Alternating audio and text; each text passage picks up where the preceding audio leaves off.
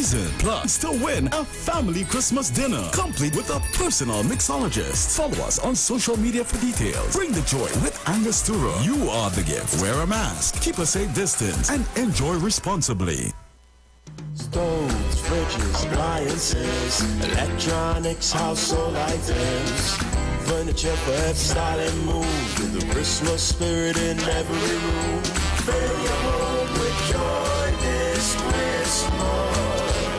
Get everything for your home and more at American Stores. American Stores, where we make quality living affordable. Hi, what's up, TNT? This is Wayne Johnson out of Brooklyn, New York. I always wanted to do something back home, and we're going to be doing our gospel segment on Mondays from 10 p.m. to 12 midnight. That's 10 p.m. to 12 midnight on 91.9 FM. Listen what I want you to do. Spread the word. Spread the word, TNT. Salvation, full and free. Salvation is for everybody. Mondays from 10 p.m. to 12 midnight. That's 10 p.m. to 12 midnight on 91.9 FM.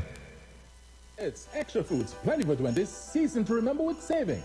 Swiss macaroni, 5 for $20. Best dried pigeon peas, 4 for $20. Carrots per pack, 5 for $20. Blue Band margarine, 3 for $20. American Classic Cola, 2 liter, 3 for $20.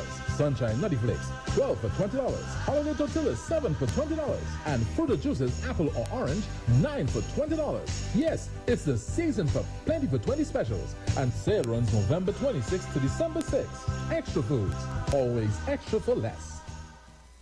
This Trinity Cookmas is the best with Maggie and Carnation.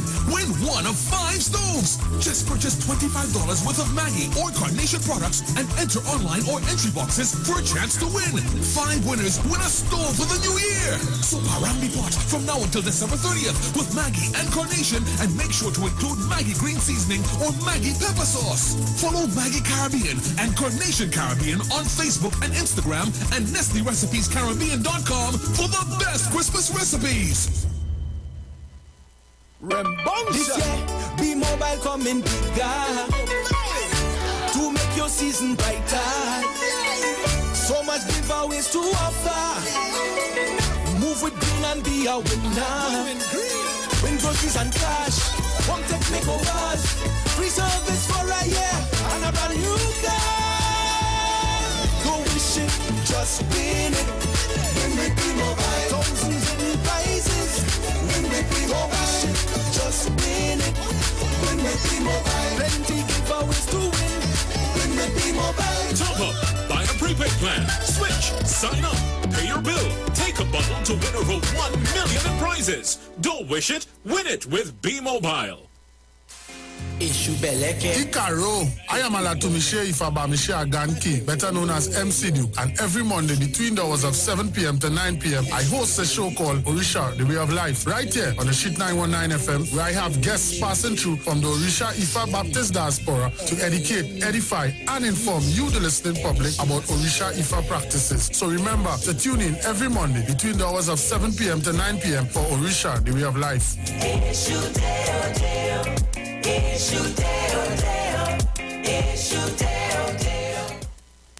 Pastor Hannah A. Parbu of Holy Spirit Ministries will be live on the streets 919 FM every first and third Wednesday from 11:15 a.m. to 11:45 a.m. In the scripture, Matthew 19 verse 26, the Bible says, "But Jesus looked at them and said to them, with men this is impossible, but with God all things are possible." Pastor Hannah is here to motivate you, challenge you, encourage you to walk in your purpose and destiny God has for you. For prayer and counseling, call Pastor Hannah at 728-5197. He heals me when I'm broken. Strength where I've been weak. Forever he'll reign. This This is Bishop Aaron Williams from the Divine Problem Solving International Ministries, inviting you to be part of our broadcast on any given Thursday night from 12 midnight right on to 5 a.m. on Friday morning. And this broadcast is called Early Morning Gospel Market Program. Then we have on Tuesday from 12 noon to 1 p.m. the Holy Ghost Gospel Pharmacy. If you are sick and ailing, you can get from this particular pharmacy, from the pharmacist, the good things of life. Hallelujah. And any Saturday from 10 a.m. to 12 noon, break into the host of the Philistines. Hallelujah. If you are sick and tired of being sick and tired, hearing the babel of false doctrines that you encounter daily, it's about time you get close to God. God's word direct from his throne room in the name of Jesus. God has good plans for his people. Why do you worry so much? Tune in to the Street 919 FM for Gospel in the Bone Ministry every Sunday from 7:05 a.m.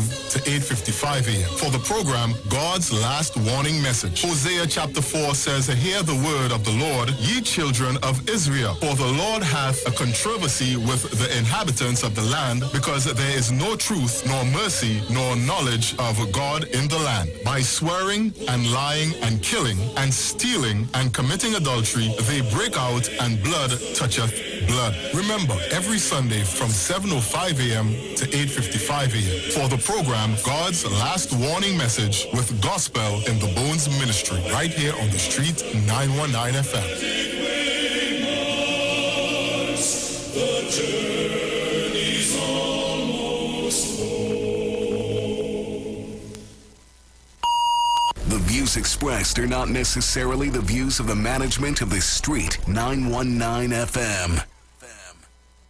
Share the live. Share the live. The Street 919 FM on Facebook and Instagram. Share the live. Iowa George on Instagram. Share the live. Iowa TV and Street TV on YouTube. Share the live. The Street 919 FM.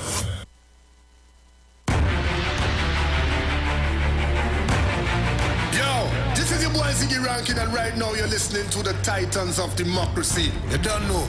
Real talk.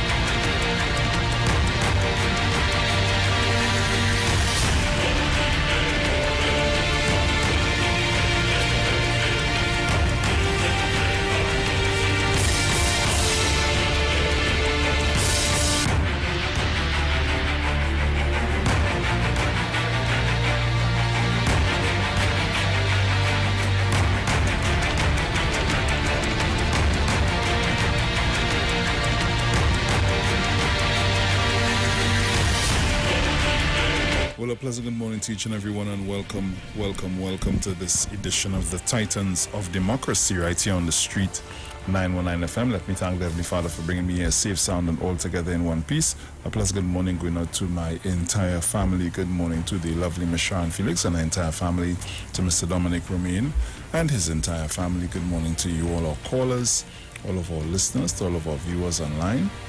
For those of you that are always locked on with us, it's always good to have you guys on the inside. So, me also say pleasant good morning going out to my friends and family in Tobago. Good morning to you guys. I hope you're locked on and ready to go. Yes. Pleasant good morning going on to the management and staff of the Street 919 FM. Good morning to Mr. Iwer, George, and his entire family. So as I get ready to get into our papers for today, Thursday, the 2nd of December, 2021. Yes, just making sure that everything is okay, as they say. Right, nice. So, to you guys locked on via the Street 909 FM's Facebook page, good morning to you all. Also on YouTube at Iwer TV live broadcast on the Street 919 FM. Good morning to you as well. So, headlines in the Express. Travel caution. Centers for Disease Control Embassy warn Americans about flying to TNT. U.S. records first Omicron variant case.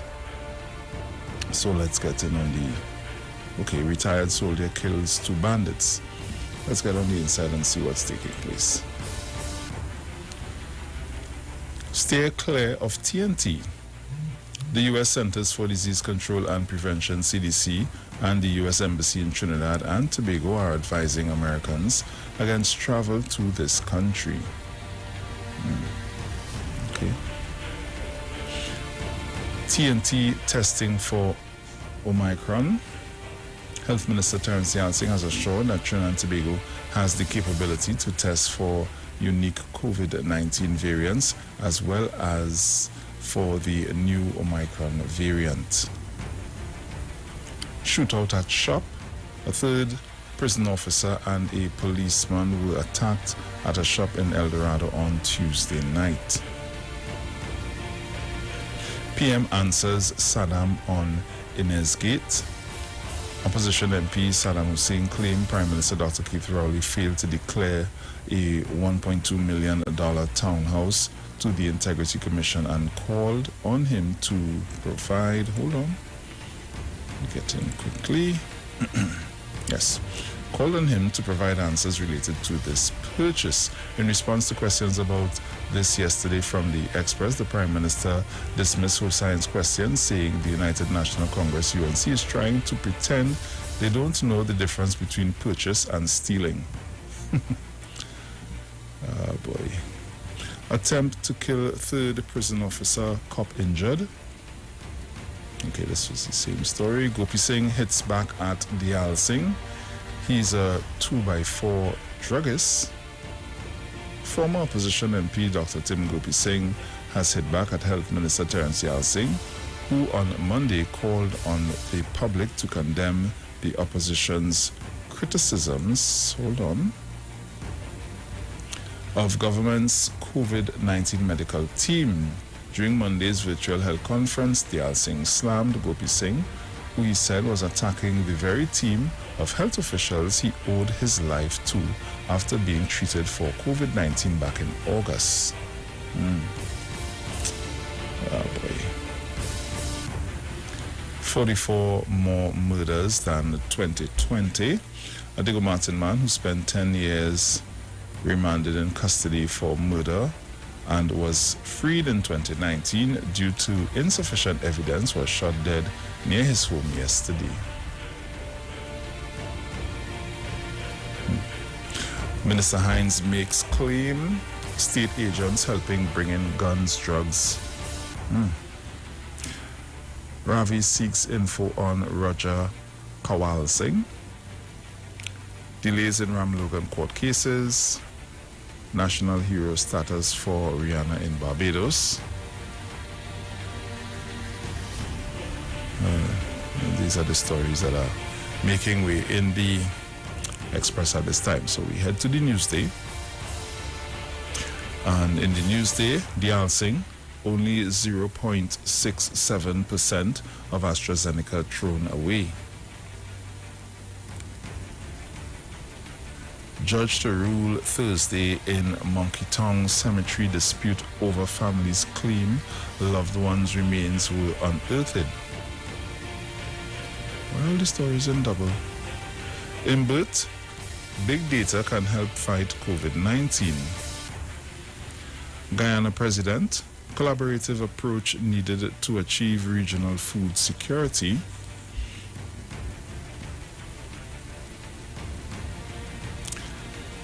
Imbert, strike right balance with big data. DCP Jacob aims to halt targeting of prison officers.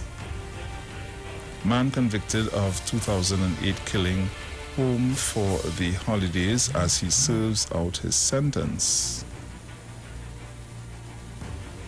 Savannah pushback protesters complain of police brutality. 658 new COVID-19 cases, 19 more deaths. Thompson Hera named World Athletics Athlete of the Year. Craig Braffett's 72 gives West Indies the edge against Sri Lanka. Hashtag End AIDS Caribbean online campaign launched for World AIDS Day. The Alsing seeks boosters for children. Law Association tackles land fraud. Barataria man shot in St. Anne's robbery. Okay. Gopi Singh, I am not attacking public servants. Imbert consulting how to spend $4 billion from IMF. And these are the stories that are making way in the Newsday. So as we head over to the Guardian, headlines in the Guardian: high-risk inmates angry. Ew. Griffith says he has text messages that could cause snap election. Former Police Commissioner Gary Griffith says he's holding text messages which, if revealed, could cause a snap election before year end. That's not really going on with you. Integrity Commission to discuss Saddam's allegation against PM. Community jumpy after failed attack on prison officer. Prison chief, no more FETs in cells for high-risk inmates. Sentencing next year for accused in brush cutter wounding incident. Death penalty for man convicted of killing pensioner. Councillor among 31 charged following Savannah protests. UNC Senator asks how TNT will attract investors with rising crime. Special Economic Zone investors to get tax reliefs. Temporary closure of A&E department in Rio Claro Health Center.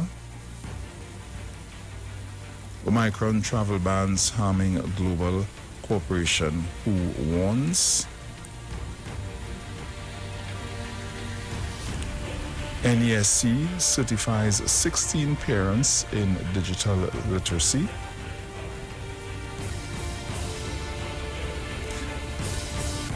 UNAID says it's time to hashtag end AIDS Caribbean. Cannes Poultry makes $16 million in investments in Chaconas.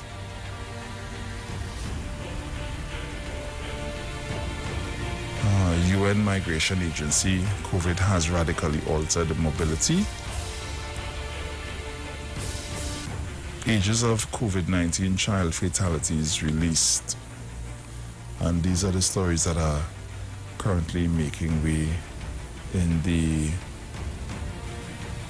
Guardian, the Express, and the Newsday at this time.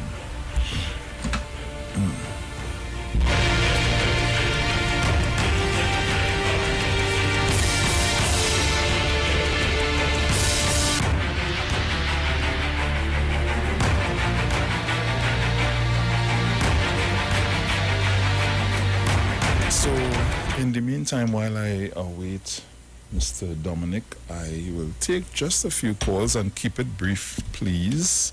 So, we're just going to take a few calls. Caller, good morning. Morning, Bruce. Morning, Trinidad and Hey, Tobago. man, Morning, everybody. It is nice to be alive in Trinidad and Tobago. Everybody is listening to this station. Morning, girlfriend. Good morning to Mr. Olga Uma. Good morning to people of Bonnet Gardens and Mount Hope. Mr. Barrett, good morning to you. Jenny, good morning. Good morning to Salman. Good morning. Love to everybody. Some people forget, but Bonnet Gardens and Mount Hope, Tobago, all this taste special. Stay away from the station. They see the Yankee and them saying don't come to Trinidad. We had to stop going by them. And that's the main thing. Are gone. Thank you. Hey. What's going on with me?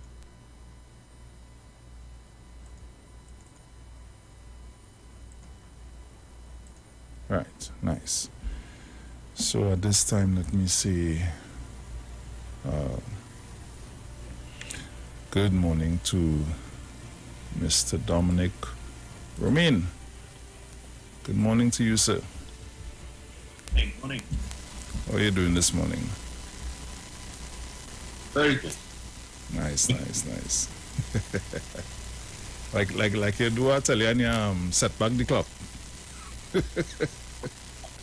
I got in a little earlier last night. Oh. Oh, gosh. Because I know I had to get up early this morning, so let me overdo it tonight. Oh gosh. Well, as they say, how's the weather out there? Oh, the weather here is great. I've not seen any rain since I've been here.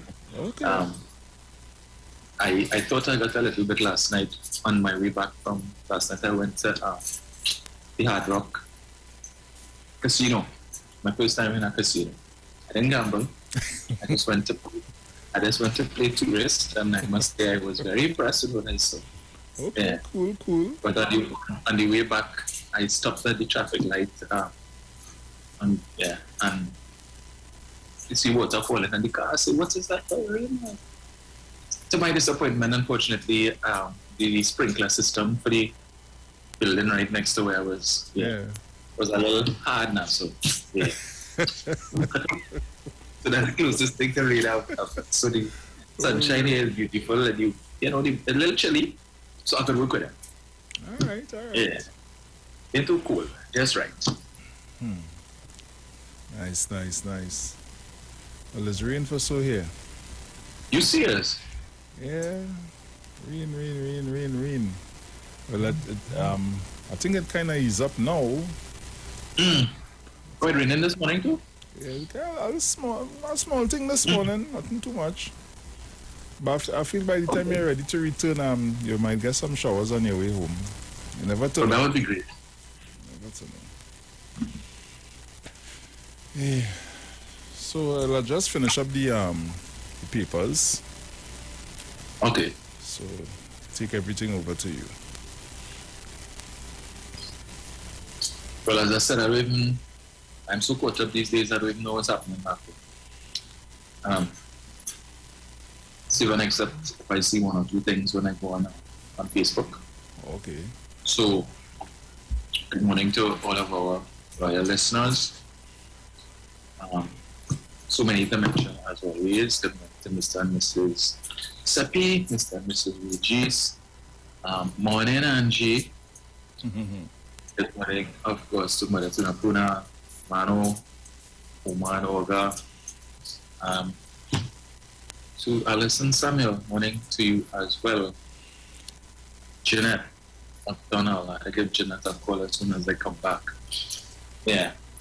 So, I see the COVID numbers continue to rise back at home. And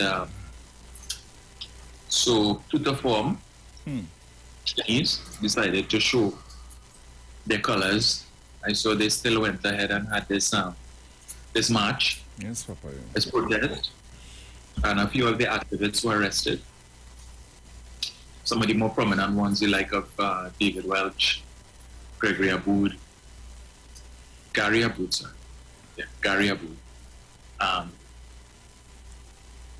Winston Ragu.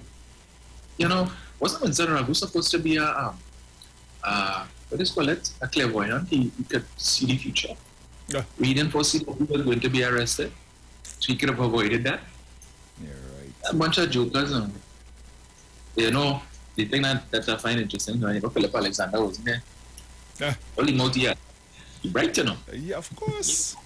Of course. He ain't gonna get caught up in that. He probably might do a live sometime. Who knows? Yeah.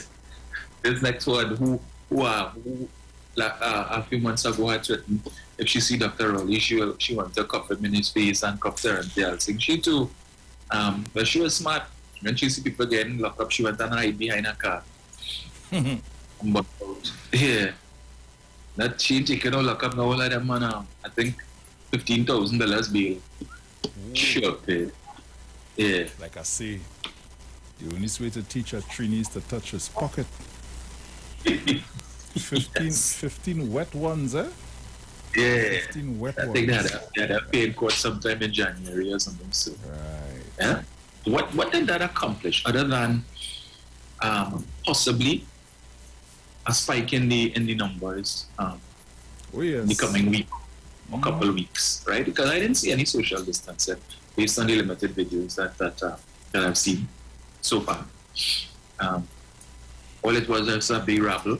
The police came and tried to disperse the crowd and so on. And of course, in that whole bacchanal, all that happened was that whatever they were trying, and I find it disingenuous and dishonest that it's being characterized as an anti-vax protest. It was not that.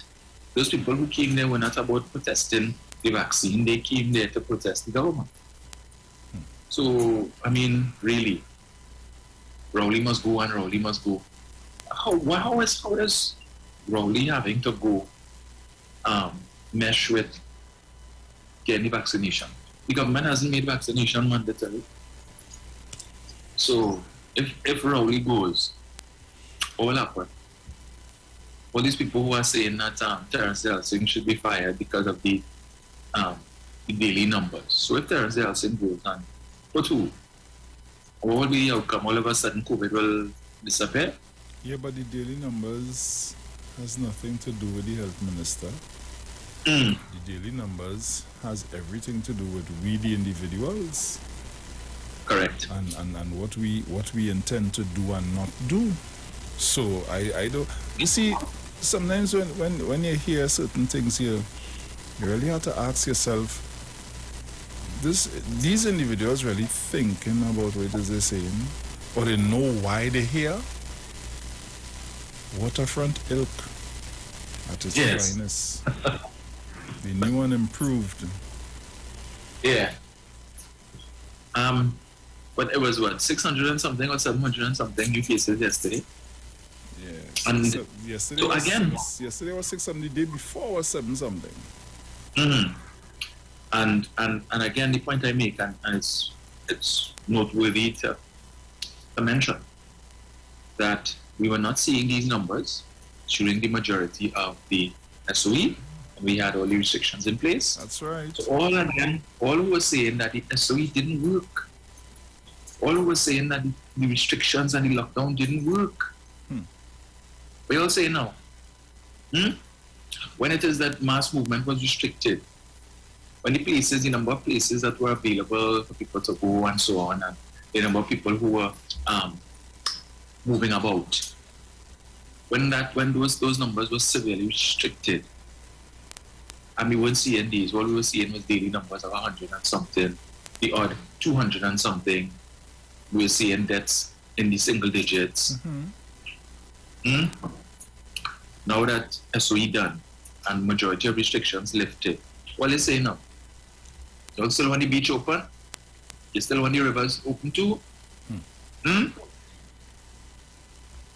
So every day that we see these new numbers, just bear in mind that some of those people are going to die. And it is untenable that we continue to see double-digit deaths every day. Yeah. Again, I stress, when you look at Jamaica as an example, Jamaica had some of the strictest lockdowns of all Caribbean countries. 3 and 4 days stay in place restrictions where you could not leave your house for 3 to 4 days unless you had good reason or in case of emergency or you are a frontline worker. Now, Jamaica's death toll, their daily death toll has come down significantly, and their daily numbers, just like ours, was in the 600 and 700 range every day, has now come down to double digits. This administration has not taken the draconian measures that they took in Jamaica, but it worked in Jamaica, as we see now. Oh yes, it has, eh? Yeah. No, everybody could, So we are now, could frolic. yeah, where in Jamaica, at one point in time, funerals were banned for 2 weeks. We've had no such restrictions here, but Keith Rowley is a dictator, and Keith Rowley is a megalomania, and Trinidad and Tobago heading on the road of dictatorship. And I'm saying, you know, the police came out on the 30th and they did their job. That is what they paid to do, right? No permission was granted for this march, this protest, or whatever it is they want to call it. None. We are I'm still under the health ordinance. There are still certain restrictions when it comes to the number of people who can gather, right? Police were doing their job. They came out and they did their jobs. The people who were responsible, some of who for organizing that event, were arrested, charged before the court. Police were doing their job. So when I hear people talking and posting foolishness on Facebook about when the police behave the way that they do, it reflects badly on the PNM. Why? I don't understand.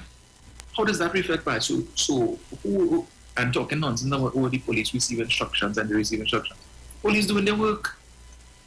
You did not have permission to gather. So they came, and I would imagine that in the first instance, they would have given instructions to disperse, and you all decide you want to stand your ground. And then the police had to take more firm action in order to do what needed to be done to ensure that the people were abiding by the health protocols and persons were arrested. But this reflecting badly on the PNM. And when the police behave like that, it's the government to blame. Well, thank goodness Dr. Rowley wasn't even in the country.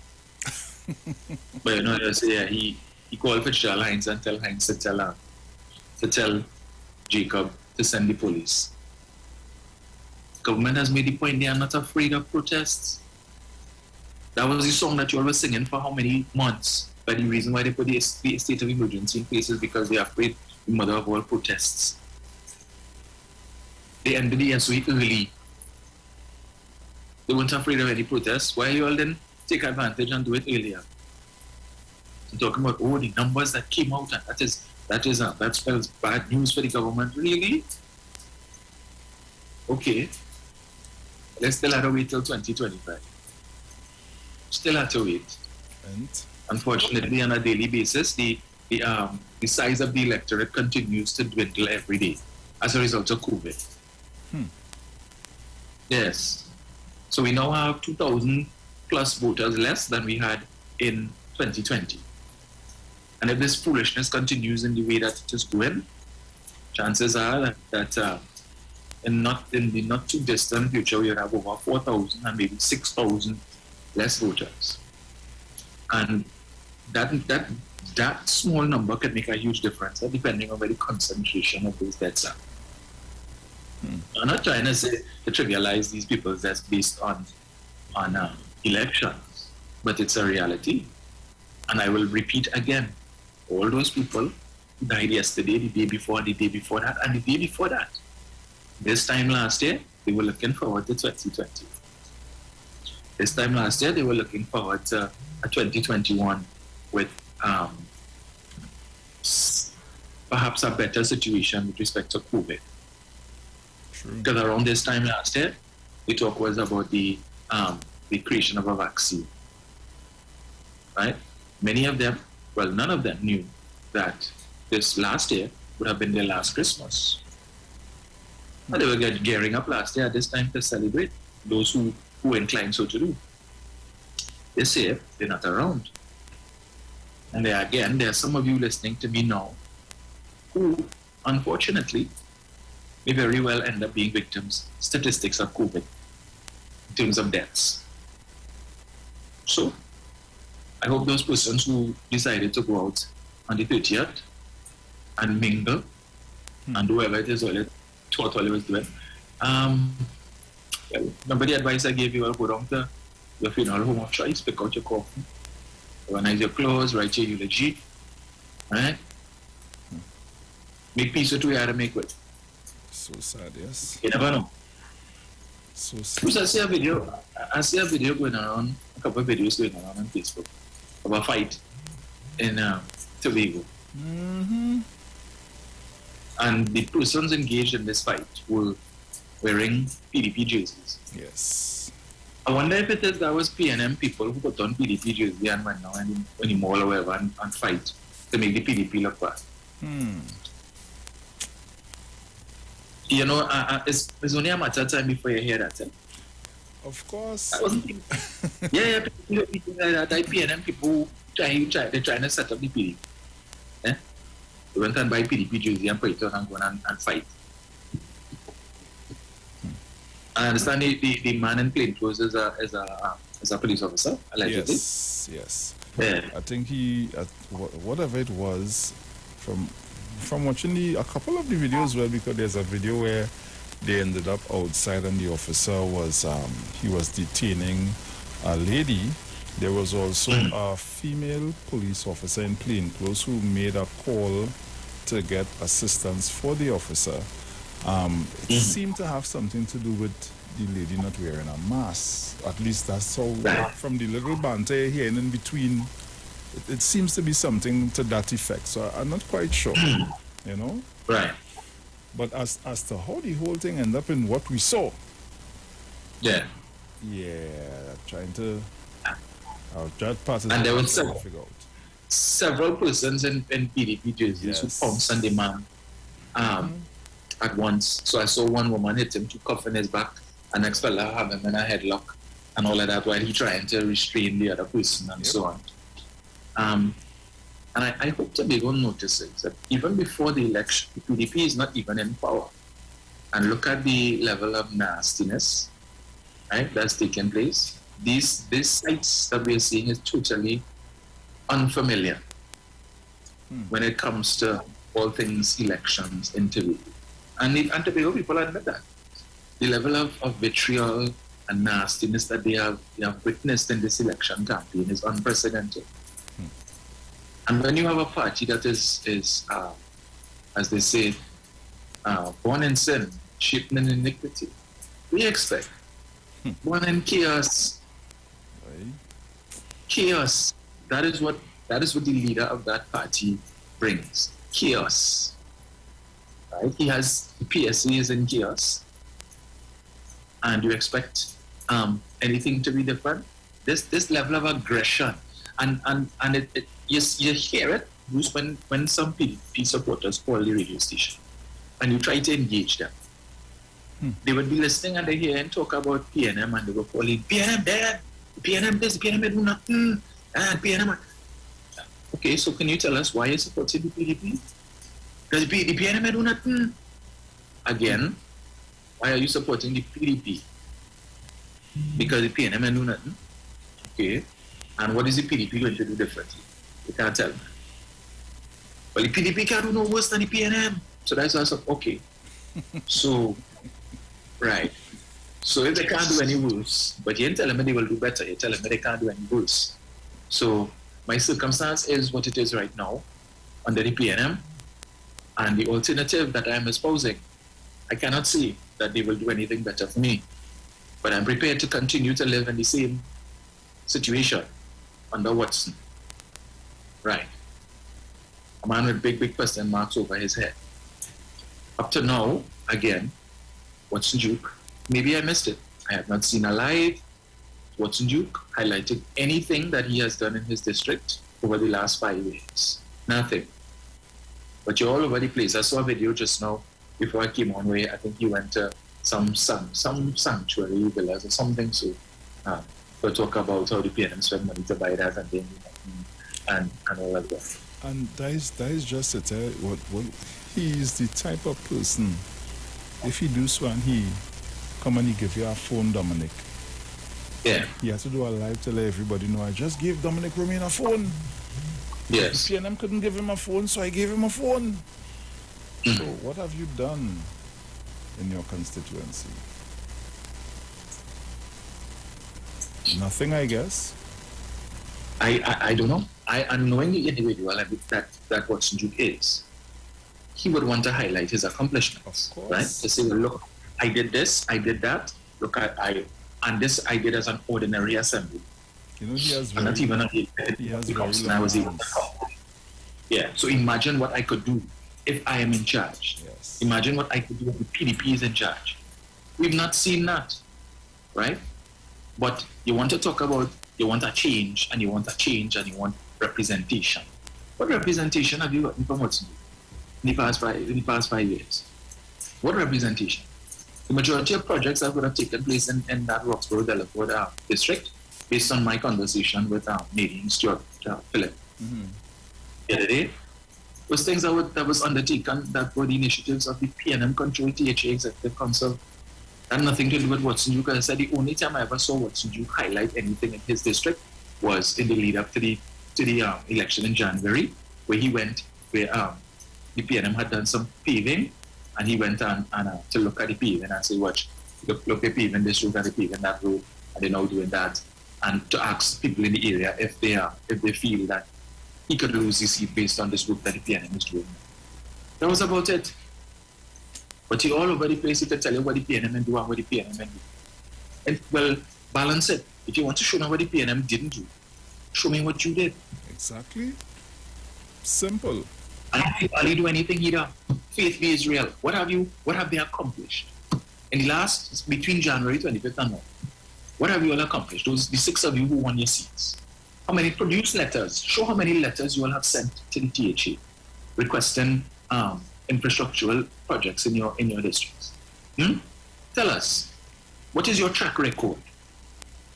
What have you done? You can't show that. Is there a manifesto? No.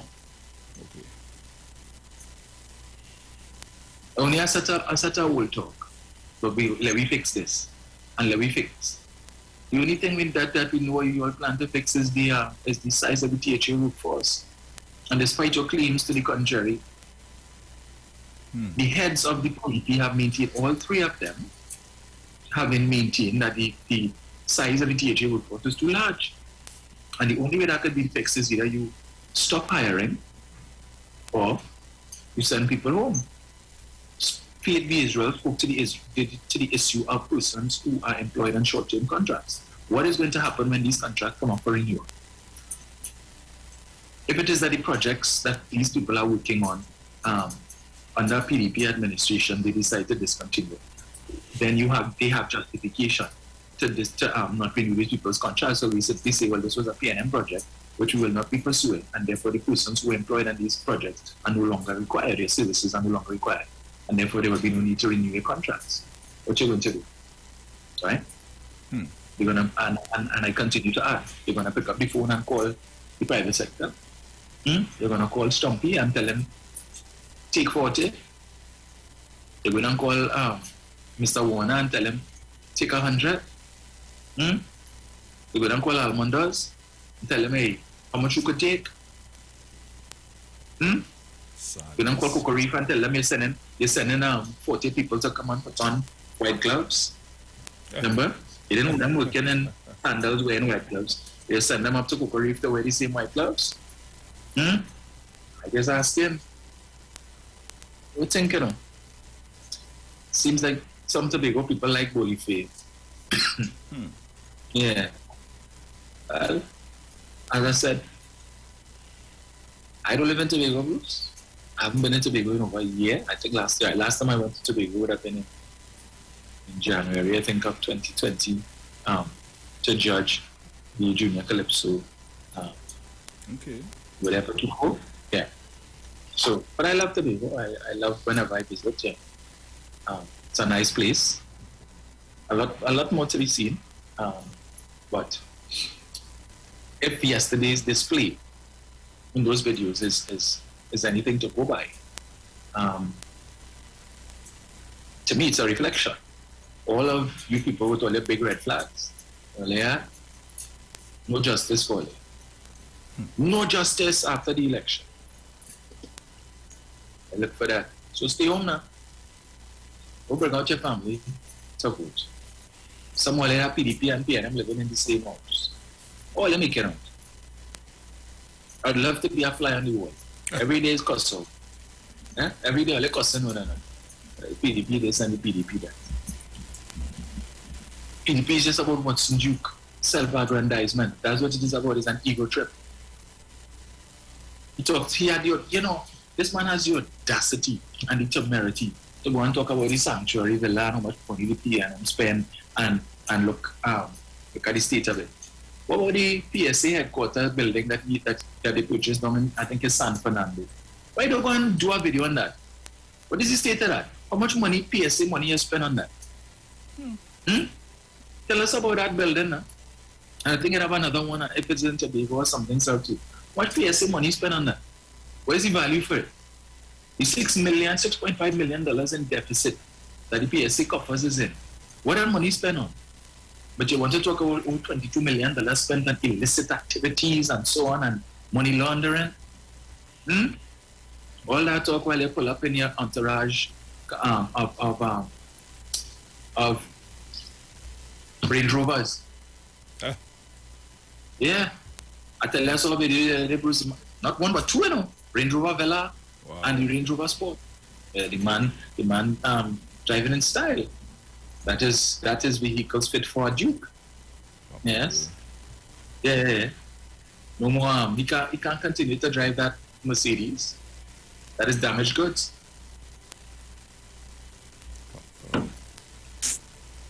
So, well, in the last stretch, we will see what Monday brings. I hope we don't have a breakout of more fights like what we saw in that video. Even though I'm anticipating that there will be, whichever way it goes, this whole election campaign has bred a level of animosity, bitterness, acrimony in the Tobago space that even long after the election is going to take some time to fix that. So when I hear people talking about after the election will always won, no. I know all the fool for that. When you cuss out a man, tell him how he mother making, right? Because of politics. And after the election, what? They just go and shake and say, hey, yeah, we'll forget that now.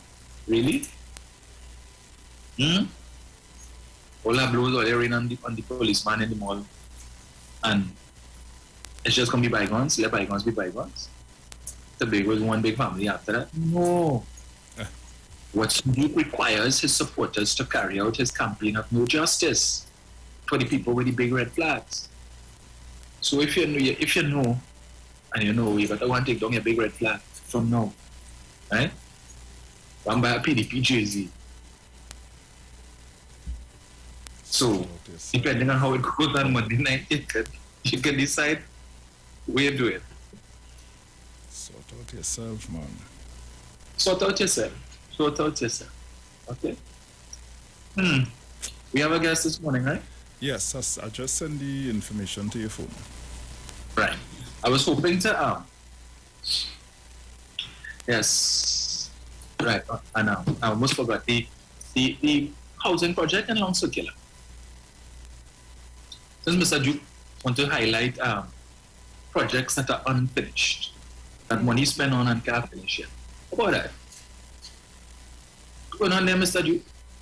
Why don't you want to do a video inside there and tell us about that too? Every time that project is mentioned, not a word from a man who loves to talk. There's the man who dressed up like a bishop and went and stand up on the steps of the Hall of Justice singing hymns. Clown. Yeah? All kind of antics with you. You can't talk about that project. But you're all over the place. Let me fix this. Fix that. People invest their money years now. Can't move in. Fix that. Fix home before you want to, as he loves to say, you have to dance a yard before you dance abroad. But plenty things need fixing in the PSA. You ain't want to fix that. Do you want to go to big one? Let me fix. Fix the fix the finances of the PSAs. Fix that. That's where you have to sort out. That's what you need to fix. And I am, I wait with bated breath to see what's going to happen. Let's just say on the off chance that the PDP wins, right? Let's just say that the off chance. Is Mr. D going to step down as the head of the PSA? You're right. Or is he going to remain in that position?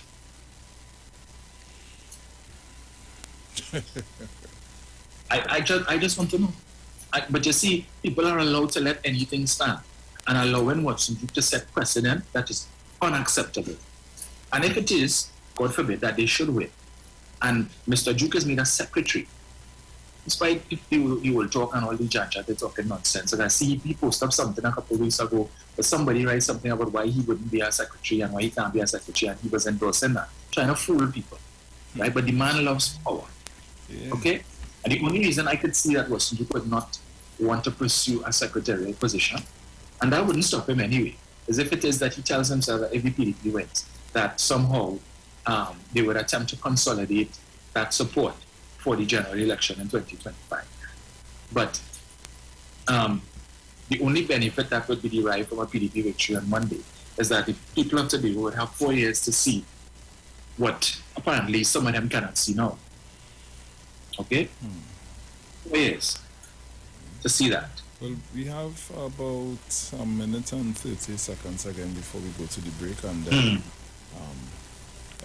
wait on our guest to check in. Yeah. But I just wanted to touch on one more thing quickly, right? So, I see someone posting, and people posting on Facebook about trying to create a nexus where the link being made between the PNM, not the PNM, sorry, the PDP and the UNC, and trying to characterize it against the backdrop of race. And I saw a friend of mine posted that, and I had to pull him on. I tell him, why is race always the default option? The fact has been that the nexus that people are trying to draw between the PNM and not the PNM, the PDP and the UN and the UNC alliance is the fact that the UNC is of the view that if the PDP can win in Tobago, that would and eventually get the 2 seats in 2025, then their path to victory is easier in Trinidad, and we know what that would lead to, right? So, but everything always had to be about race and the PNM pulling the race card. But everybody who talk in this race talk and like to only bringing it up. Or the PNM pulling the race card. Nonsense.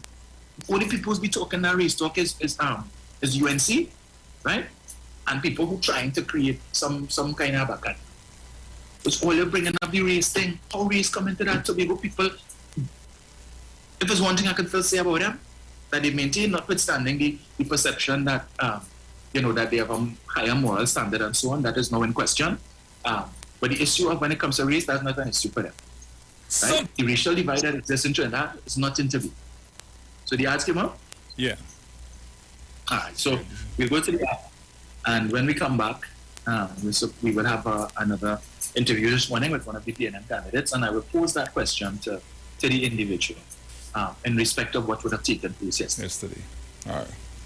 So we'll be back.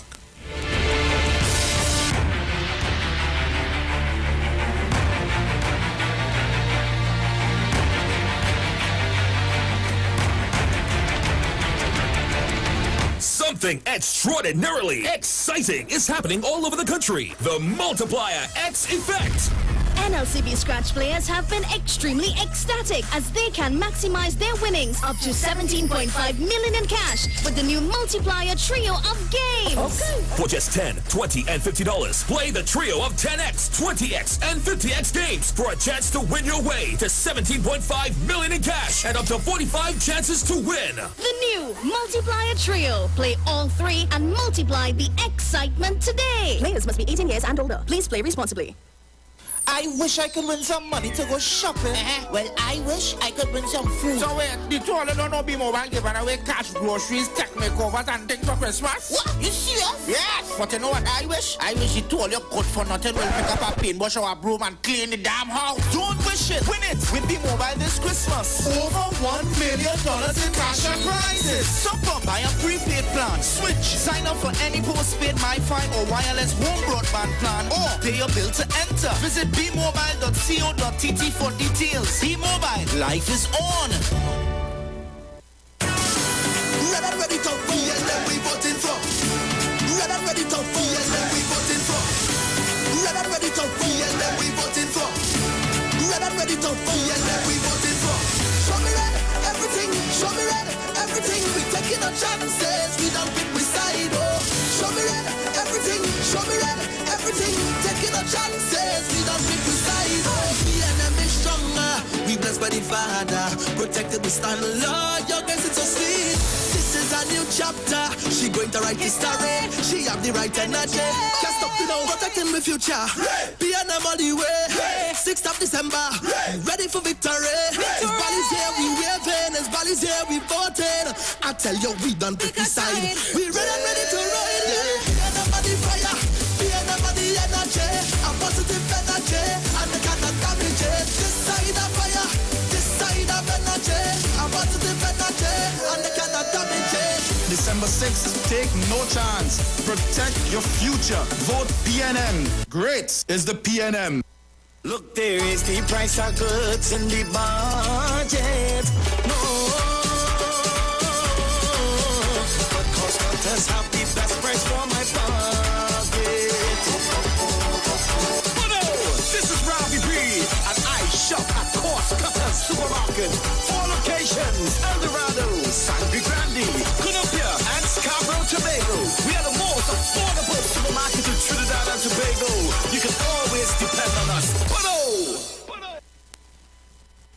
If you're experiencing pain, constipation, headaches, poor blood circulation, high or low blood pressure, diabetes, cancer, swollen or darkened feet, come visit us at Health and Wealth Lifestyle, located at 73 Eastern Main Road, Barataria, opposite Eastern Credit Union. We at Health and Wealth Lifestyle offer a wide range of services. Come and experience our new 3D analyzer, which allows you to have a look inside your body. We also provide live blood analysis, iridology, ionic foot detox with foot soak and foot massage, aquatherapy, full body massage, and organic supplements on sale such as Nano Silver, Nano Zinc, Body Light, cold pressed sesame oil, and more. Health and Wealth Lifestyle, located at number 73 Eastern Main Road, Barataria, opposite Eastern Credit Union. For more information, call 275-8359 or 288-1108. Join Nicole Huggins for Health and Wealth Lifestyle every Monday from 9:05 a.m. to 9:55 a.m. right here on the street 919 FM.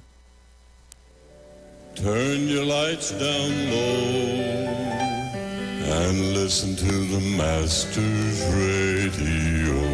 The Church of the Firstborn Assembly of number 399 Eastern Main Road, Guayco, Sangre Grande, is pleased to present Pastors Morris and Agnes Johnson and guest. Sundays, Tuesdays, and Friday night, Sunday Ministry of Worship, Children Hour, and the Word from 1 p.m. to 6 p.m. Tuesdays, see Jesus in every book of the Bible from Genesis to Revelation from 9 p.m. and Friday night, 9 p.m. to 5 a.m. all-night prayer for our nation. Tell your neighbors, tell your friends, tell everyone. For further information, visit with us at www.churchofthefirstbornassembly.org or on Facebook. Email us at church668hope@gmail.com or call us at 753-1113 or 236-7271. Your free gifts and offerings will be greatly appreciated at Church of the Firstborn Assembly, account number 795222 at the First Citizens Bank. Get in touch with God.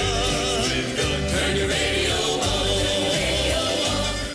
The PNM is in full support of culture.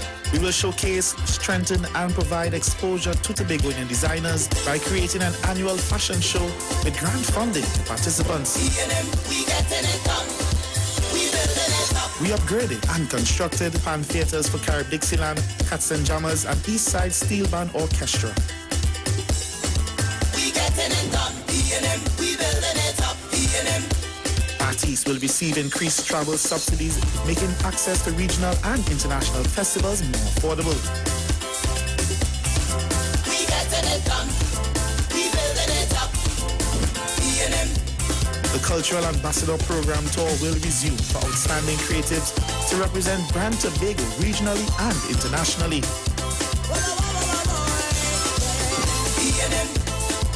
A live music district will be created in Scarborough with a roving showcase featuring sponsored local performers.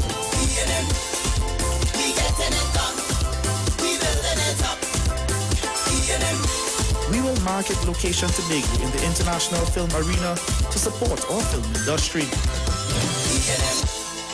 We getting it done. We building it up.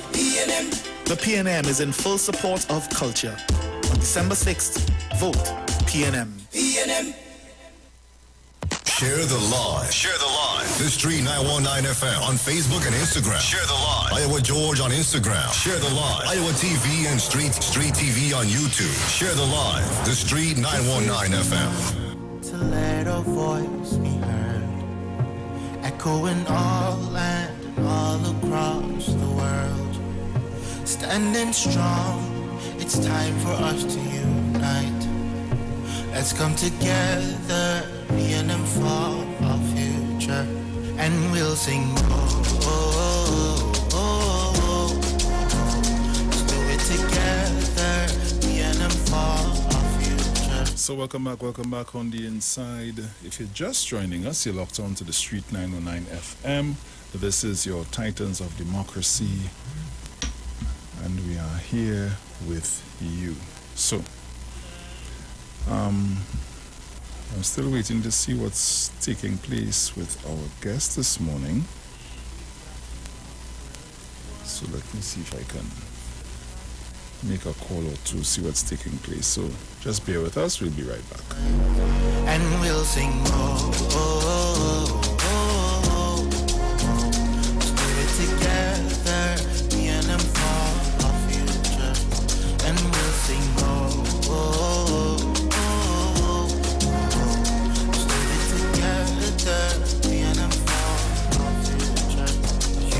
the future of this generation, so your time is now. You are the future of this generation, the time to stand is now. You are the future of this generation, so your time is now. The future of this generation, time to stand is now, and we'll sing let's do it together, PNM for our future, and we'll sing let's do it together, PNM for our future. And we'll sing let's do it together, PNM for our future. And we'll sing let's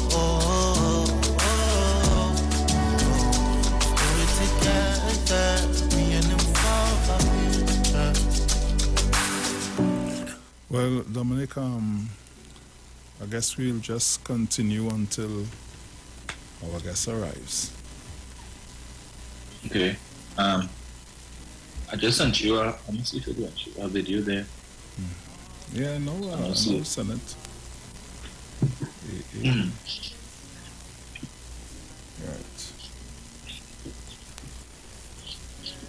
Right, so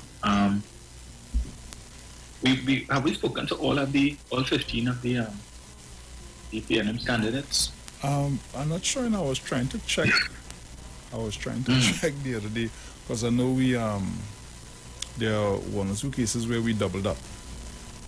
Right, I recall that. Yeah. Right. So I'm not quite sure that we spoke to everybody. I think I'm not sure if the person who we're having on this morning, if he was already interviewed. I don't think so, you know. I know I didn't interview, so I don't know if Sharon did. But I do recall that I know he would have been on Google's program. He and this guy's name, Shamari, the one who was on in the evening with Aisha. Yeah. Yeah. I know the two of them were at one time on Google's program. He seems to be one of the more promising. But I saw a video, I think, with him speaking to some workers in Tobago, warning them of what could possibly come under a PDP. Again, and the question has to be asked, with respect to campaign financing, and I maintain, Bruce, that the structure of the PDP, as far as I'm aware, does not allow for opening of a bank account, right?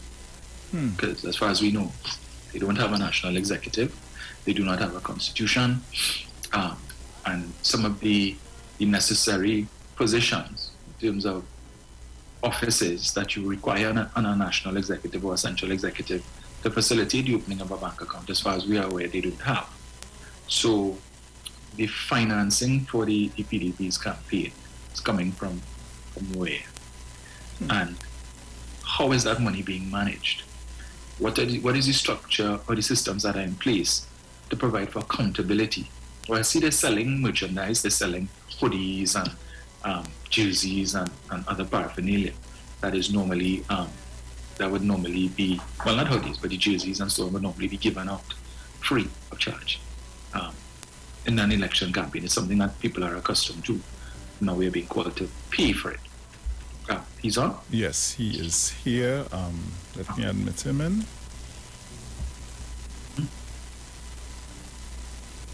Kelvin Morris. Right. Nice. Okay, great.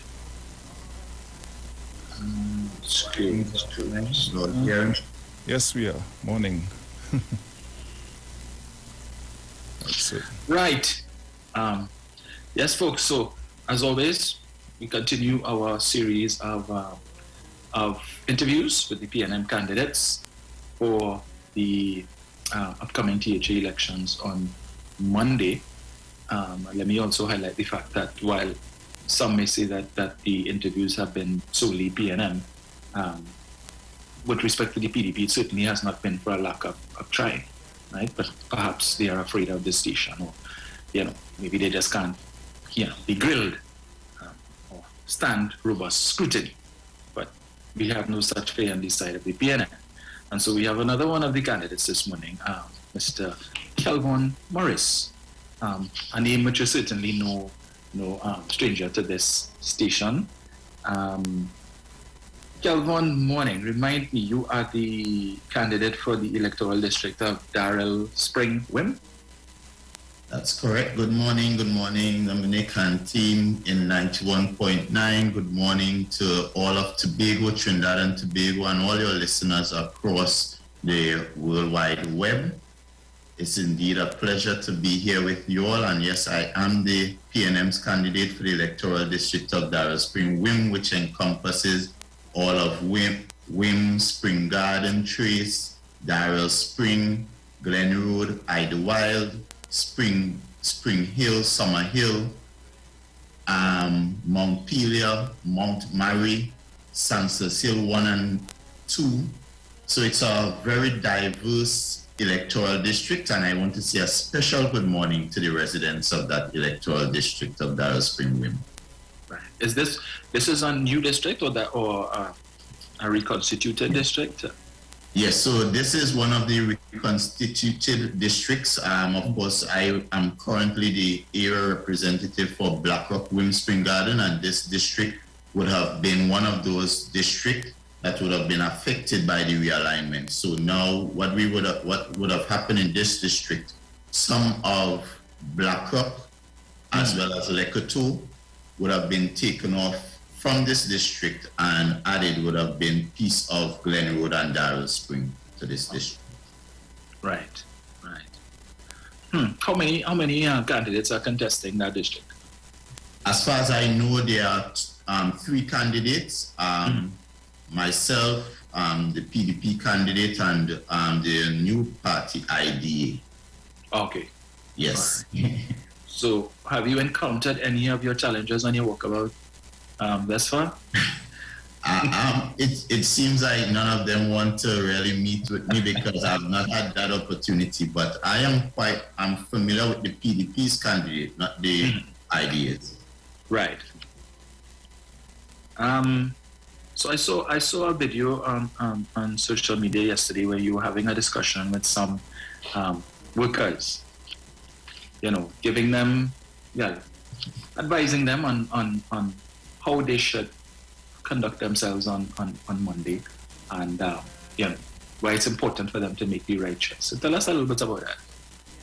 So of course, we in the PNM, we are focused on ensuring the electorate, wherever they are, are informed as to what are the issues in terms of going forwards that would assist them in making a decision. And I would have been invited by private organizations, so it wasn't just that organization, to have discussion, because at the end of the day, they are all electorate, they are part of this, they are stakeholders as well in this election. And I would have gone in and had a very neutral conversation, just identifying to them some of the issues, because there are some pertinent issues in this election that one must consider, and of course encouraging them as well to exercise their right, their democratic right, which is to vote.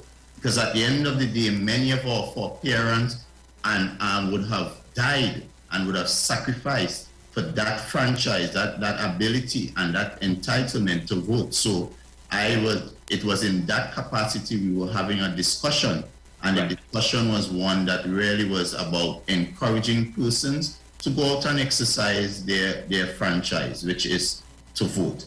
And one of the issues, we must be cognizant of going forward is about the fact that, we take for granted the work of the People's National Movement over the last 21 years and what the PNM has brought to the table in Tobago when it comes to the whole employment situation.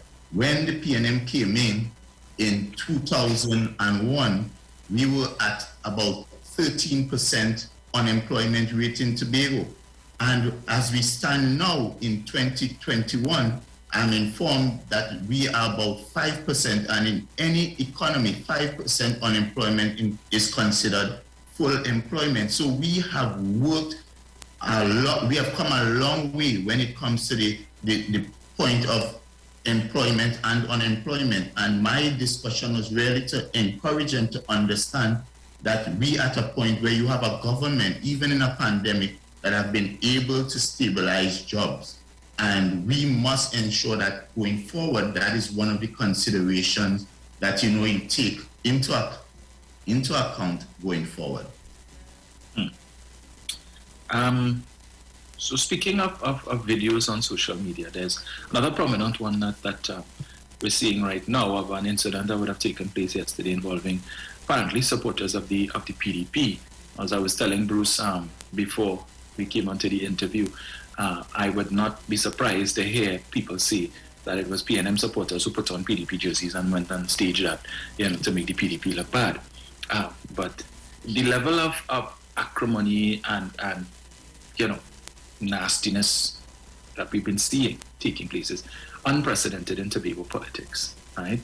And as I said, it speaks to, again, when you have a party that has been shaped in confusion, born in confusion, the leader himself, he likes that type of thing. He thrives on that, and sowing seeds of division. It's unfortunate.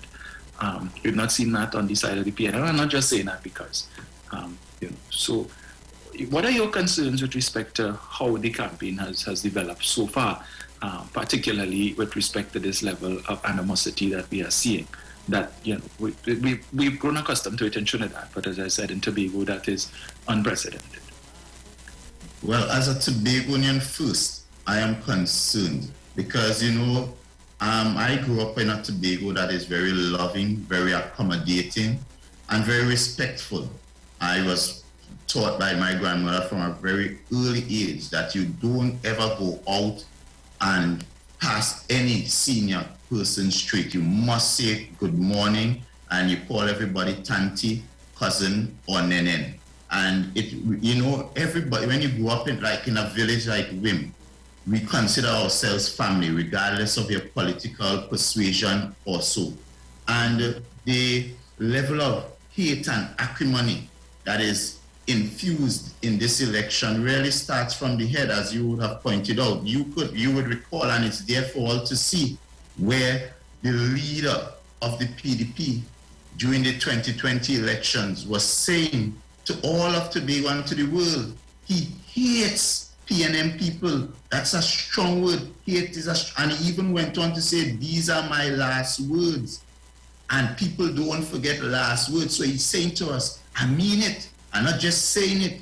And it didn't just go out to hate, but he also promised to victimize anybody with big red flags, and that is dangerous. And we saw that playing out again yesterday in the Port Mall, where because someone may not have had the same kind of conviction and same kind of support, and you saw what that led to. It led to that person being attacked. And thankfully, they cannot put this one on the PNM because the persons who were involved are known PDP supporters. And we must reject that kind of behavior. We must reject that outhand. This is not the Tobago we want, and that's why the PNM is telling Tobagonians we must come out and vote to protect our future, protect our morals, protect the very fabric of what Tobago is. And we cannot allow that kind of chaos and anarchy, and that is just a preview of what is to come. If you think they're fighting inside, just imagine if they get in the THA, it would be fight and bacchanal. Even in the exec council, you might hear bottle and spoon pelting. And we must reject that as Tobagonians. We are better than this, and I'm calling on Tobagonians, right-thinking Tobagonians, to get up and come out and ensure that we make the decisions to ensure that our Tobago is preserved and our children could grow up in a space of respect and love for one another. But you know, Calvin, there are those who say, well, that's just the campaigning and the politics, but after the election, all of we is one. But we've heard Mr. Duke also say that after the election, should the PDP win, there will be no justice for the people with the big red flags. So this is something that he intends to perpetuate well beyond December the 6th. So are you of the view that after December the 6th, that everything will just go back to normal and be one love again in Tobago? Well, I maybe if it was a different individual involved, I may have said yes, because I remember the time of the TOP and the NER, and you would have, very adversarial campaigns, but at the same time, there was a level of respect for one another. And when you look at the climate of the PDP's campaign, even on social media, there's a level of disrespect, not just for individuals, but for authority persons in authority and for positions. You could recall even the Auditor General, when the Auditor General last election indicated that she wanted to come to Tobago to make some clarification as to some of the mistruths that would be and misinformation that would be dispelled all across the island. She was threatened and told if she come here, what would happen to she? Yes. So I am scared, and I'm not just saying this because I'm PNM, but I'm scared because I'm Tobagonian, that this election and the climate and the narrative of the opposition is one that would bring us to a place that that is not able to repair.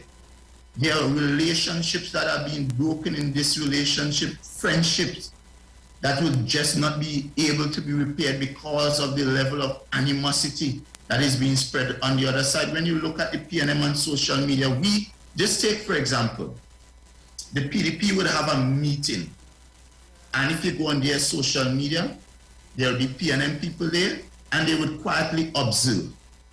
Check the PNM page. When the PDP persons come on, it is vitriol, it is nastiness, it is downright hate and disrespect, libelous kind of statements being thrown night after night on a consistent level on the PNM page. In fact, you even see the hate emote and the angry emoticons going up all the time. And it speaks So they say, leadership starts from the head, and the head is who sets. If the head is rotten, the whole fish will be rotten, and that is what we get in.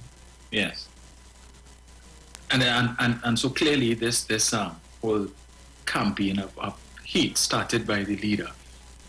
He has done a very good job of perpetuating it among his supporters, and I suppose they would see sense in maintaining that, because obviously they would have aspirations for 2025, and the only way you can consolidate your base is by maintaining that hatred for the PNM going forward. So there's concerns, of course, with respect to the utterances of the heads of the PDP that the THA's workforce is too large. But Dominic, more than that as well, just before you go there, what you're also getting is not just hate for PNM, but there's even, this man is he's very divisive. And it's also hate for Trinidad, because when you listen his utterances, he is clearly articulating a position that says Tobago must hate Trinidad and we must secede. And we have grown over the years since we were put together in 1898 as a union, and all the way to now, we have grown together as Trinidad and Tobago, one nation, under independence in 1962 and republicanism in 1976. And we have maintained that relationship. We have even found ways to strengthen it by creating the Tobago House of Assembly in 1980, and even giving it a little more teeth in 1996. And we are about to give it some more autonomy in 2021. But that was stopped again by one man, Watson Duke, who said, I don't want no chief secretary nonsense. I want to be Prime Minister of Tobago. And these are the issues Tobagonians must consider when going forward. Do we really want to be apart from our brothers and sisters in Trinidad? We love our brothers and sisters in Trinidad. In fact, we are all family. You have family in Tobago, and I'm sure I know I have family in Trinidad, and that is how the relationship is. If I feel a little stress, I could jump a boat and go down to Trinidad, jump a plane, and it's the same thing for Trinidadians. They can simply jump a plane and come over to Tobago and relax. But this man is saying, we want to secede, we want to end that relationship because I have my personal ambitions, and he doesn't care about the lives that would affect. Because I'm talking to my seniors this morning, my seniors who depend on their old age pension and their NIS. If a situation like that is to come, right away you lose your pension and NIS benefits that is provided by the central government of Trinidad and Tobago to the public servants who would have given yeoman service to this country and are moving up in the ranks. They would automatically have to start from scratch because you are now a new nation. You are independent of Trinidad, and all those services you would have given would go down in the drain. We are talking about all our young scholars who are now preparing to educate and advance themselves. You would no longer have the benefit of paying, of enjoying GATE that gives you free tertiary education that you can attend UE. And in fact, if you are to go to UE in Trinidad, the rate would be higher. You would have to now pay as a CARICOM person rather than as a national. And these are the considerations, these are the things that we as Tobagonians must understand that is in front of us. So it's not simple about getting a drink and getting some food on the block and a man coming along and trying to play football. I never seen him on a football field yet, and I'm a footballer. You know, so these things is not about the gallery and the gimmick. These are serious issues that are in front of us today, and our vote could decide whether we secede from Trinidad or whether we stay as a united country with more powers as an autonomous Tobago. Indeed. And of course, the session would require, an act of parliament. And certainly there are those who seek to condemn the nexus that is being made between the UNC and the PDP.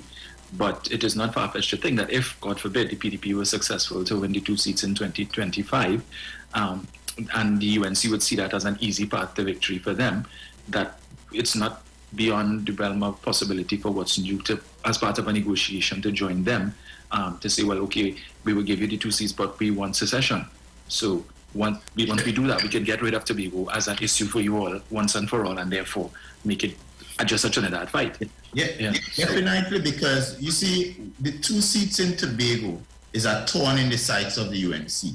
Yes. And they know once we remain united and the PNM remains relevant in Tobago, then their chances of ever seeing the government of Trinidad and Tobago is very slim.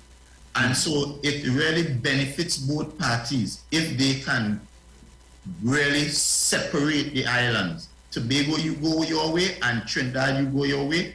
PDP, I would fight over here on my own, and UNC, I would fight over here on my own. And this is the dangers that, and when you look at the whole demeanor, you hear the utterances, it's no secret, it's plain as day. The UNC and the PDP, they are singing from the same hymn book. When the PDP in the general elections, UNC had PDP up on their counter. In fact, calling Tobago East already and said they're waiting on Watson to bring in Tobago East. So it's not PNM making this up. It is their claim. Look now, the PDP is wearing black, and all of a sudden UNC move from yellow to the black party. Mm-hmm. When you look at the playbook, when you look at the things that they are doing, it is the same very things. If you look simple as an ad I saw recently, the UNC had a campaign that called Work Nation, where they dressed up in helmets and they were there marching around. And when you look at the PDP in this election, all of a sudden they turn fix it crew, and they are in helmets. Some of them never fix nothing in their life, but all of a sudden they turn fix it crew.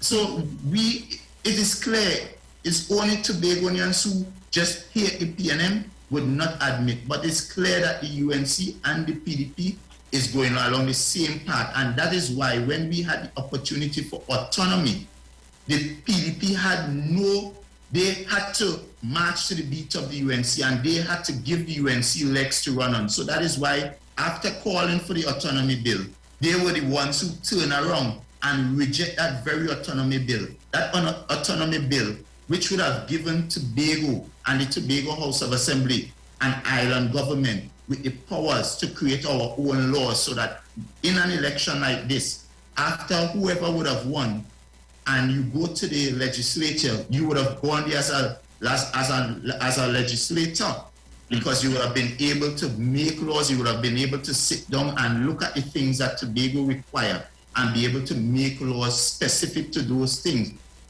And that is what we really need to move Tobago forward in a dominate. Tobago requires the legislative authority to make laws for things specific, such as investment.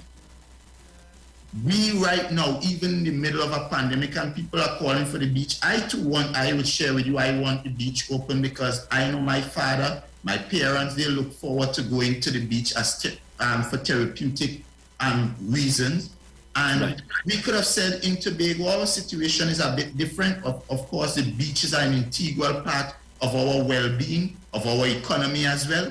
And we could have gone and legislated and said, specific to this portion, we would allow the beach, whether it be for a period of time in the day, to be opened until circumstances improve, etc. So we really require the legislative authority. And then when you look at us and we're saying $234 million is insignificant to move Tobago's development. So this autonomy bill would have provided us, moving us from 4.03% to a minimum of 6.8%, which on the face value is about $1.4 billion additional to help to move Tobago development needs forward. So when the PDP rejected such a bill, what the PDP really rejected was the dreams and aspirations and the development of Tobago. So I cannot see where they are saying they are interested in Tobago's development, but would have rejected the very thing that would have caused Tobago's development. Well said. So Calhoun, in January, you would have won by the largest margin across the districts. Yes. Okay, Yes, so indeed. what would you attribute that? How were you able to accomplish that? Well, one of the things people may not know is that I've been silently in the background working on behalf of my community. I've been very involved as from a very young age. And I've been very people-oriented, community-oriented, and I also worked with the former area representative, which is Mrs. Claudia Groom-Duke. And if you walk the length and breadth of that electoral district, people will continue to tell you how great a representative Mrs. Duke was. And I would have learned from her and her approach to representation, which is really about people, meeting people where they are, giving people that sense of hope and always being present, accessible, inclusive, and always having that passion. So when I came on the scene, it wasn't just that Kelvon just came out of nowhere. I already had a lot of relationships with the people in the various communities, so that it was very easy for persons to know that in Kelvon Morris they can put their trust, and they know this is a young man that would really represent their dreams, their aspirations, and their issues and interests with passion, and ensure that for the most part he's able to deliver. Very good. Now it's instructive, but you mentioned young man. Watson Duke often refers to the current chief secretary as the boy king, or the child king, in reference to Mr. Dennis's young age and so on, and perhaps, making the inference that Mr. Dennis is not suited to that position of chief secretary by virtue of his age. But Farley Augustine, I think, isn't that much older than Mr. Dennis, and Watson Duke is putting him up as he wants him to be chief secretary. We know he will just be the puppet, and as well, Mr. Duke will be pulling the strings from behind. So, tell me some of the things that you have done, because all of the candidates we've spoken to so far have been mentioning the issue of youth, issues facing the youth in Tobago, and what they would like to do to address that situation from the perspective of employment, education and training and so on. So what are your intentions or your plans with respect to the youth in your district? Well, Dominic, I will take a step back and I'll first tell you what I've done over the last 10 months, especially when it comes to youth. And I will also share with you what I'm going to do going forward. And in fact, even before the last 10 months, I would have been working with young people and one of the things I partnered with one of our leading entrepreneurs, Miss Asha Mars, who is really, a shining light when it comes to the story of persons moving from the public service into the private sector. And she now has one of the most successful wedding and events business in the Caribbean. And she's also from our electoral district. So we would have partnered to do something called a youth entrepreneurship mentorship program. And what we would have done is we would have reached out to young persons at very different stages of business. Some now looking to start a business, some already started, and some who are really just in between starting and operating a business. Right. And we would have taken them through a 3-month course in different areas of business management and approaches to business to ensure that our business, young entrepreneurs, are properly prepared to go to the next level.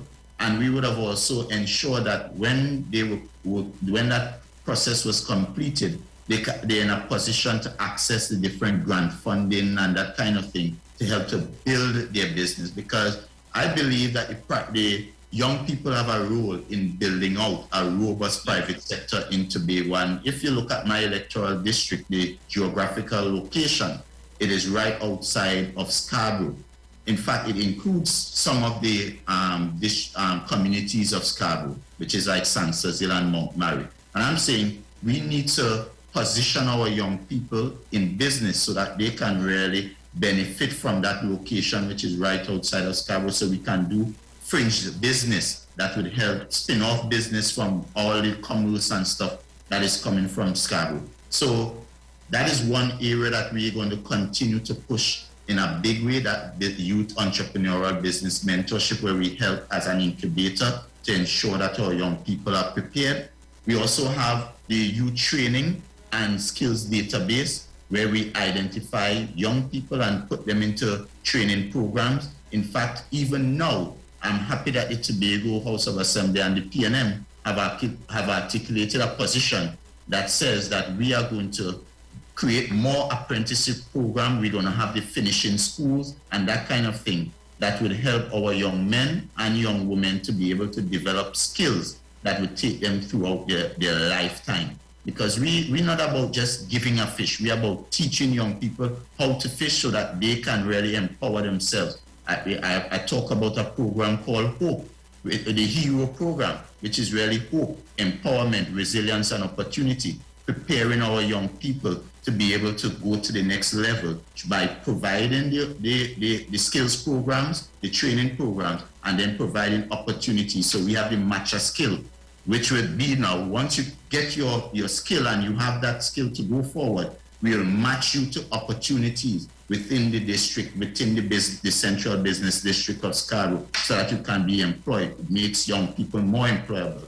And we also will be really focusing on even home ownership. That is a big issue for young persons in the district.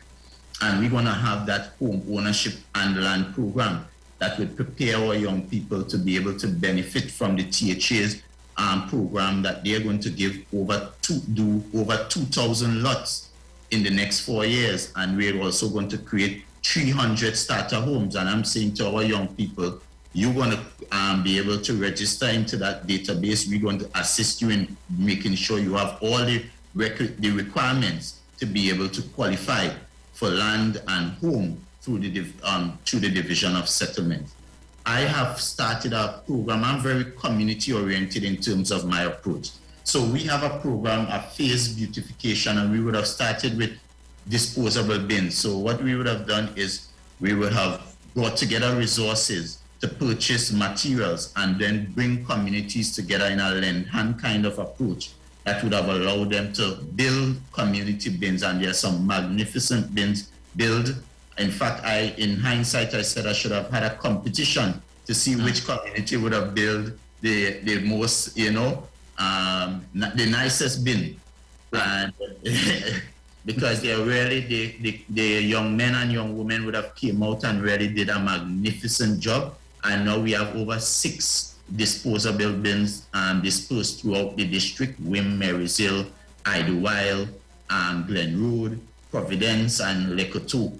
And that project now is really catching a pace all across Tobago. I'm seeing bins being erected, so I'm really happy that we are people that continue to take the cleanliness of our island to heart, because we boast of being clean, green, and serene. And, so I've been really in the community working. I've planned something initiative, because we're also saying food production and food security is important going forward. And we also want to encourage agribusiness and agri-entrepreneurs. So we have to plan something. So we start with encouraging persons, wherever you are, to plant something. And we will provide seedlings and that kind of support. And for the farmers who are interested in larger farming, we will tap into the different resources of the Division of Agriculture to ensure that you get farmlands, that you can plant something to make something. So we have the plant something, and then we have plant something to make something, where we're speaking specifically to the persons who want to make agriculture a way of life. So going forward, we have exciting times. I'm an athlete, I'm a sportsman. So I also intend to have, as soon as it's safe to do so, inter-district sport. We know Wim is a village that has a lot of sportsmen coming out of that village, cricketers and footballers. Same thing with Darrell Spring and Glen Road and Montpelier and Montmary. So we're going to have a calendar of events treating with sports for both boys and girls, so netball, football, cricket, and the likes. And we're going to make sure that our young people are kept busy. We have the Baba Job initiative as well, and Baba Job is really for school-age students, but upper school age, so persons in Form 5 and upper 6 who would come during the Christmas and the long summer vacation, they would have an opportunity to bob a job and be able to get some working experience so that it's an easy transition even after coming out of college or if they intend to go into the world of work directly. Nice. Well, I wasn't aware all of that was taking place with respect to the youth. Yes. Well, Kelvin been working. But Kelvin, let me give you my on-the-spot question that I ask everybody who I interview. So the PNM wins on Monday. If you had your pick of division to be secretary of, what would be your choice? Kelvin is about service, service, service. You see me, whatever office they choose to put me in, it will be about service and more service. So I've never even given it consideration if they tell me, Carrie, bring out the water. And Kelvin is also a team player. So I would do whatever is within the law and for the team. You understand? So I'm all about team, I'm all about service, and I'm all about people. The office is the last thing on my mind. Right. Okay. I was expecting the political correct answer.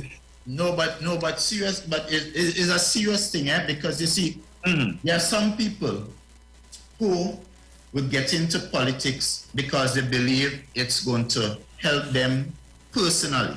Yes. And they lose the sight of what politics and what representation is supposed to be. So that you're not able to treat with the needs of the persons you would have signed up to serve, because you're so focused on other things. And when you look at the PDP, I'll take it to the PDP. There are a number of persons. If you ask them, what is your track record of service? I trust you, it is blank. I have my competitor is from Marysville, went to St. Michael's Anglican, which we call WIM Anglican. I went to that school as well. And I guarantee to ask the school before that person considered running for office, what has been their involvement as an alumni in that school. And if you know the location of WIM Anglican, it's located right in Marysville, a stone throw away. A number of activities would have been there, and they were never available, never in sight. But as soon as you want office, you now pretend to bring service. And it cannot be like that. Yes. As soon as you want to be chief secretary, you throw out all your morals. So you're no longer good boy Farley. You're no longer Mr. Integrity Farley, who don't like thief. What you are now is a man that would sell your soul to gain the world of chief secretary. So I'm saying to you, it may sound political, but you must be about service if you really want to represent people properly. Because if you get into office and you're only about the office, then you would forget about the people. Very true. Well, we're almost out of time, Kelvin. So let's pretend it is the final campaign on Saturday or whenever, and you are giving your final message to the people of your district. What would you want them to have on their minds as they head to the polls on Monday to cast their ballot, so that when they are in the voting booth and they're about to make that decision to put their X, what would you want them to keep on their mind with respect to Kelvin Morris?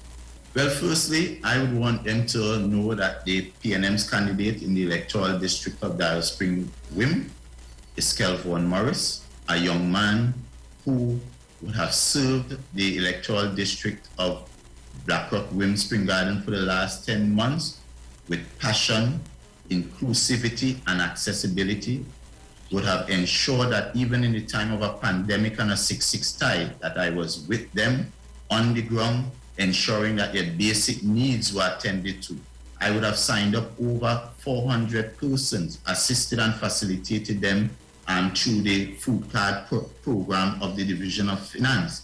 I would have assisted persons personally through our district contingency fund, over 300 families with hampers. I would have ensured that we assisted the schools with bursaries to assist the Standard 5 students. I would have ensured that we gave over 20 laptops and 20 tablet devices, to students who were in need. I would have ensured that even in the time of a pandemic and in a time when the THA was constrained in terms of its physical development program, that we had roads that were never developed. They were developed under this period. We have attended to a number of infrastructural challenges throughout the district. So Kelvin remains very representative that would work on your behalf, would continue to work with his other colleagues. And that brings me to the second point. I am backed by a party 65 years strong, stable, able, capable to continue the development thrust of Tobago, backed by a leader who has a relevant experience, both international and local, spending over 12 years in the THA, understands the THA. In fact, she would have almost served in every division of the THA. So she understands what is the requirement to take us running from day one. She does not have to ask around and shift around and try to stumble her way into leadership. She understands what is required. The People National Movement also have a very dynamic and progressive plan to take Tobago development to the next level. We have plans that speak to every sector of Tobago.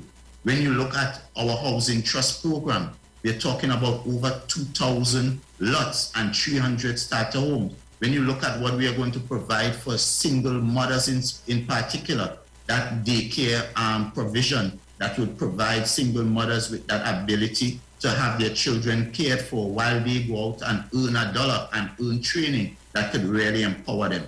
We are talking about creating a division of information and technology which would revolutionize Tobago and digitize the island in a way we have never seen, making all the THA processes paperless and accessible to all of Tobago at the glimpse of a phone. You know, so we are talking about ensuring that we develop Scarborough in a way Scarborough has never been developed before. And we're talking about really taking Scarborough, because Tobagoans have been articulated for quite some time that they really want Scarborough enhanced. We have listened and we are responding to that. And we are not just promising, but we have already accessed the funding to start that project in January of 2022.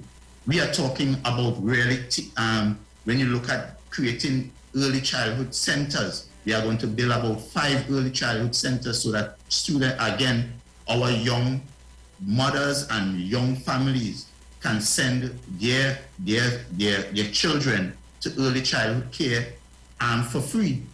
We are also talking about really providing the trust for young professionals as well. We are talking about giving and areas of development for Tobago, such as engineering and environment and specialist care and services in the medical field. We are talking about ensuring that even our returning young professionals, there's a space for them in the Tobago House of Assembly. And we will continue to develop Tobago and Tobagoans in a way that Tobagoans can all feel included and a part of and feel proud. So Kelvin Morris and the PNM is the only choice. Kelvin Morris and the PNM is the right choice. And of course, Kelvin Morris and the PNM are the ones that have our interests, the Tobago interests at heart, and will continue to work on behalf of the Tobago people to ensure that we protect your future and protect the interests of Tobago going forward. Sorry, I'm not can't vote in the election, boy. Yeah. You're like, I'm a vote. Kelvin, I want to thank you for joining us this morning. It's been a most informative interview.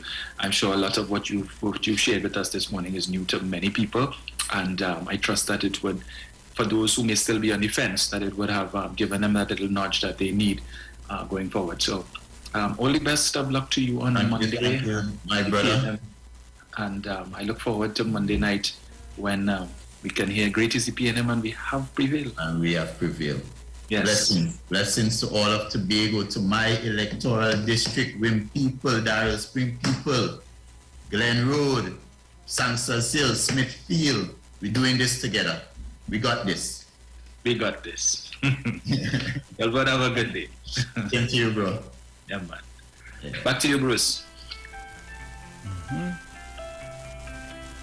Hey, hey, hey, hey.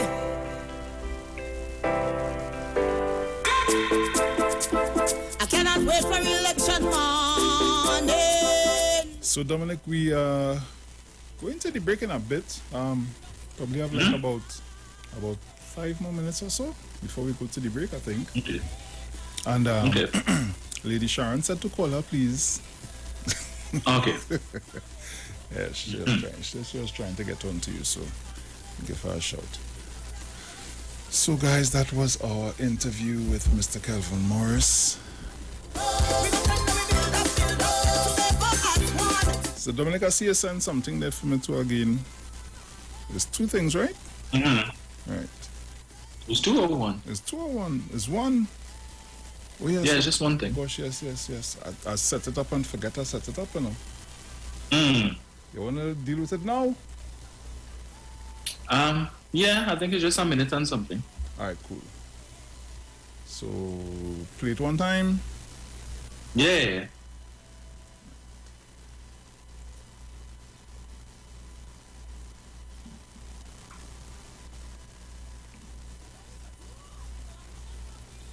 Papa, yo.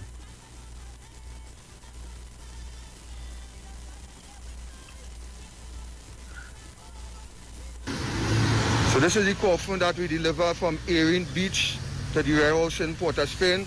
We completed that 5-day journey just about 5 minutes ago. We reached here because we make a quick stop by the Queen's Park Savannah. So this is what this coffin symbolizes. The health minister, waste of time. Rohan Sinanan, waste of time. The Doncier Attorney General, waste of time. The man who family getting $1 million contract, waste of time. Well, the one and only Dwen. And then look, we have the head of state here, and we have the subject down here. So this is the head. This is the head up here, and this down here. Yeah, brother. This down here is just a subject, and of course, this is the funeral.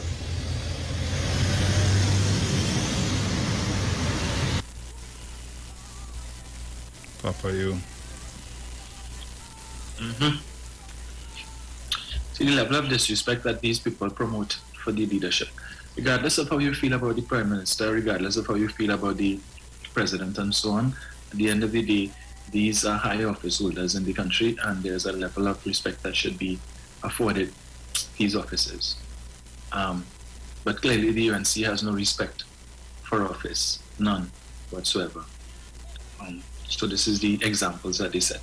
This is the foolishness. But they gotta do. It is who they are, and that's what they do best. Disrespect. Almost every office, high office in this country, they disrespect. As per usual, eh? As per usual. We have about a minute again before we go to our break. So, hey, Father. So, guys, we're getting ready to go for a break, and when we return, we're going to open up the lines and take your calls. So, keep it locked. Street 909 FM, this is your Titans of Democracy, and we will be right back. Hey, hey, hey.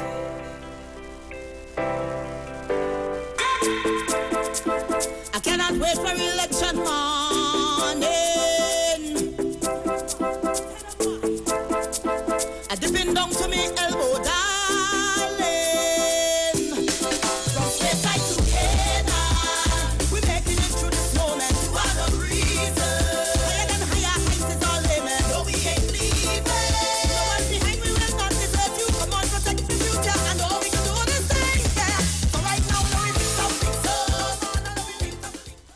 Simpsons Memorial Limited, number 63 Eastern Main Road, Laventille. Internationally accredited funeral directors and embalmers. A full-service funeral home serving families of Trinidad and Tobago and internationally since 1945. at Simpson's Memorial Limited. We serve with dignity in assisting families and honoring the memory of their loved ones. Our services include professional funeral and pre-planning, burials and cremation, custom-built and imported caskets, coffins and cremation trays, cemetery management, limousines, mourners cars, grief counseling, web streaming of funerals, fully air-conditioned chapel with live musical accompaniment, full global shipping and receiving of loved ones. We specialize in facial restorations. Call us anytime, day or night, at 623-8688. That number again is 623-8688. Simpsons Memorial Limited. Superior service, always with excellence. Take me to the king. I don't have much to bring. From the studio to the stage, every Friday between 3 to 4 p.m. Right here on the street, 919 FM. Radio you can see. Log on to our Facebook and YouTube so you can see live interviews and performances from some of our very own local superstars. Right here on the street, 919 FM.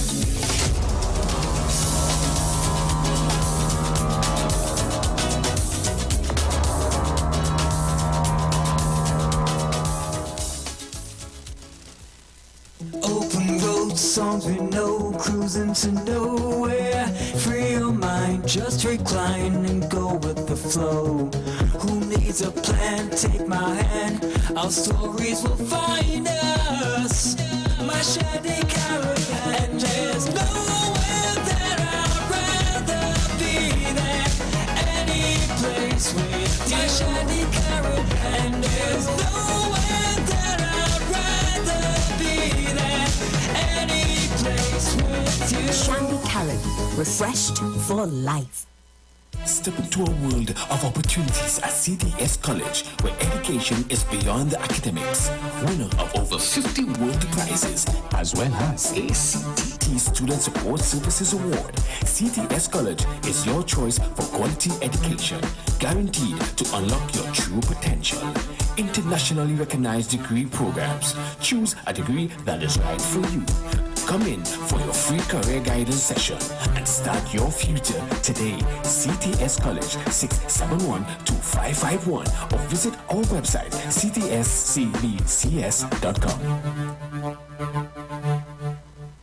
Something extraordinarily exciting is happening all over the country. The Multiplier X Effect.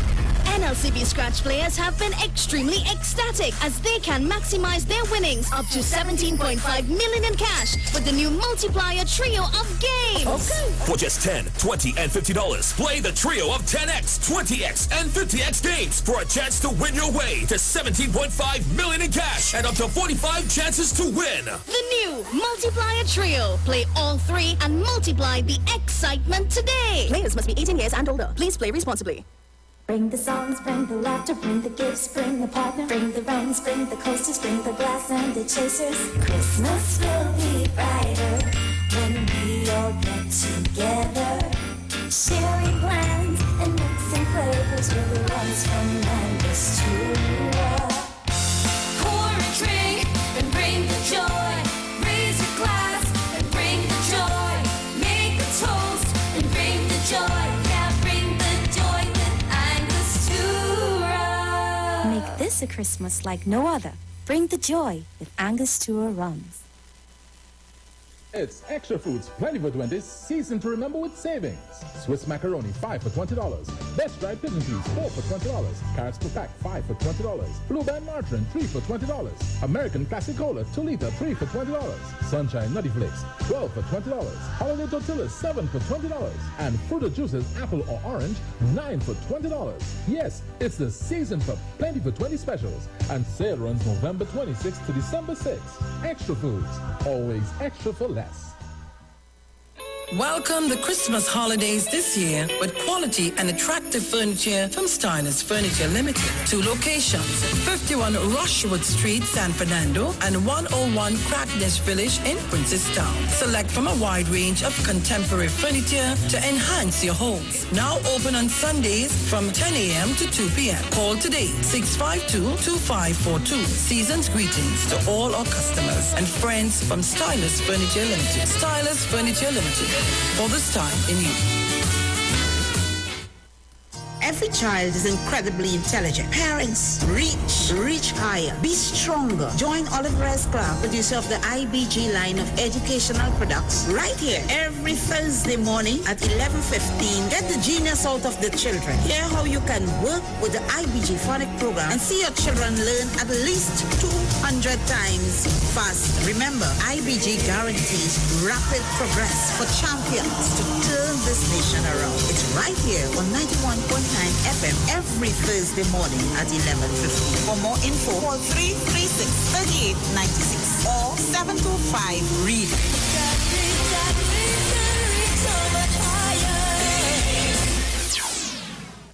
After all the talk during the week, don't switch off on the weekend and keep it on the street.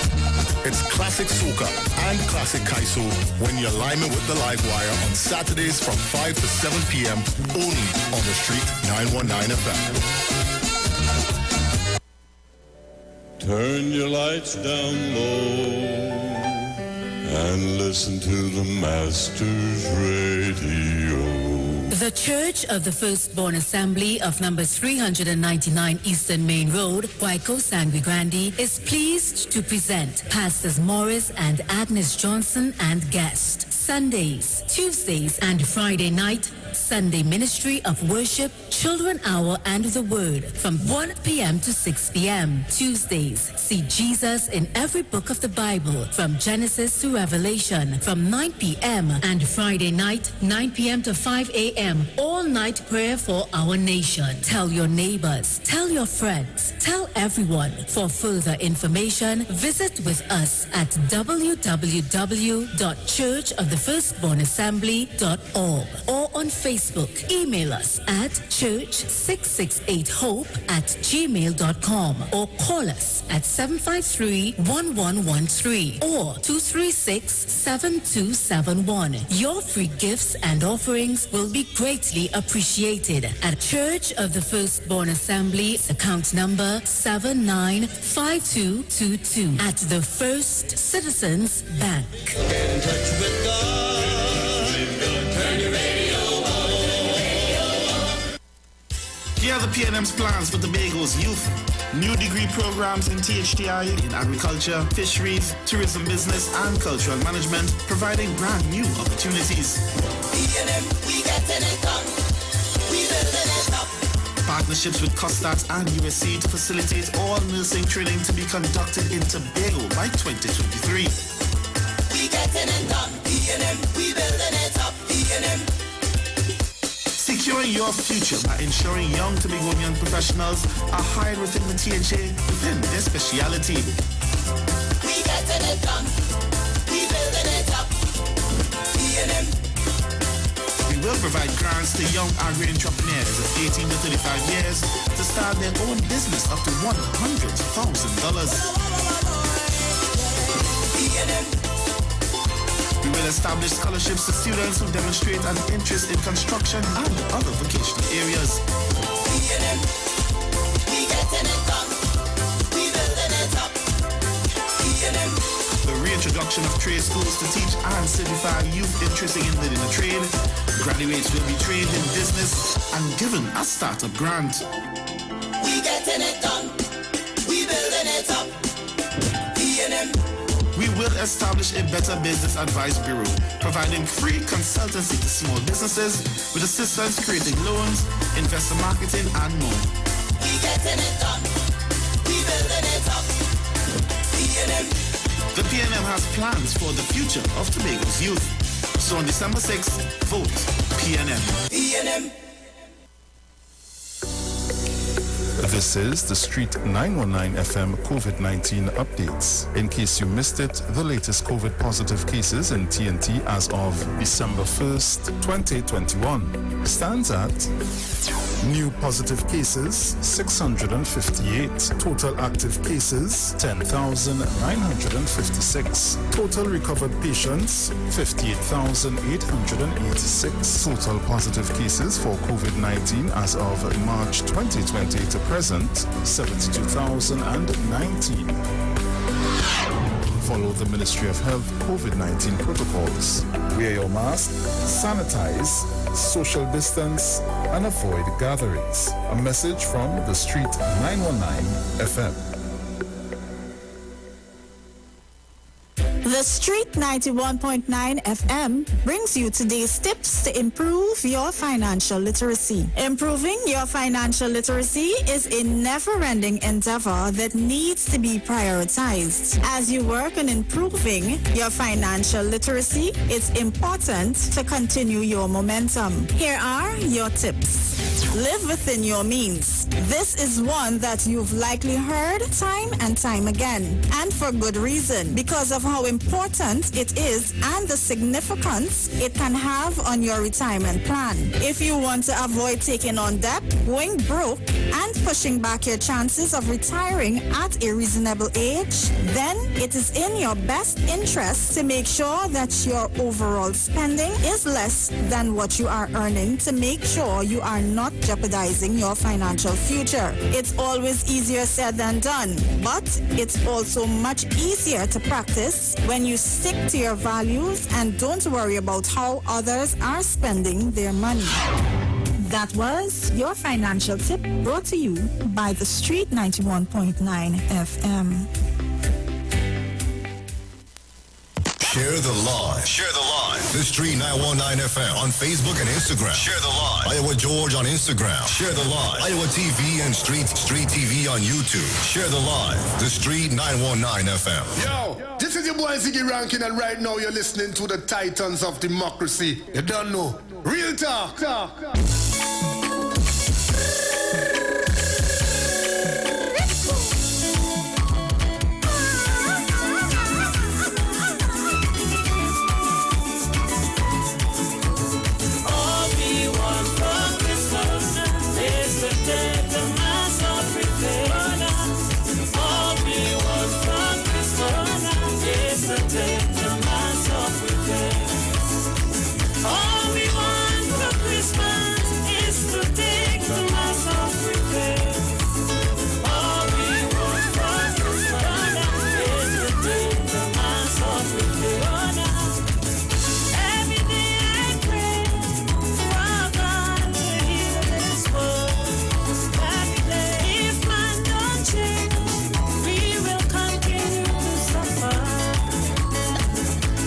So welcome back. The music you're hearing in the background is the lovely Miss June Smith. Yes, it's a new Parang song for 2021.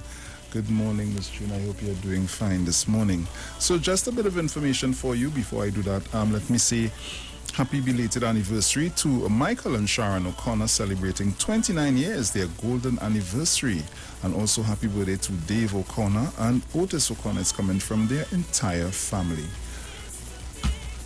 Tobagonians, it's the merriest time of the year.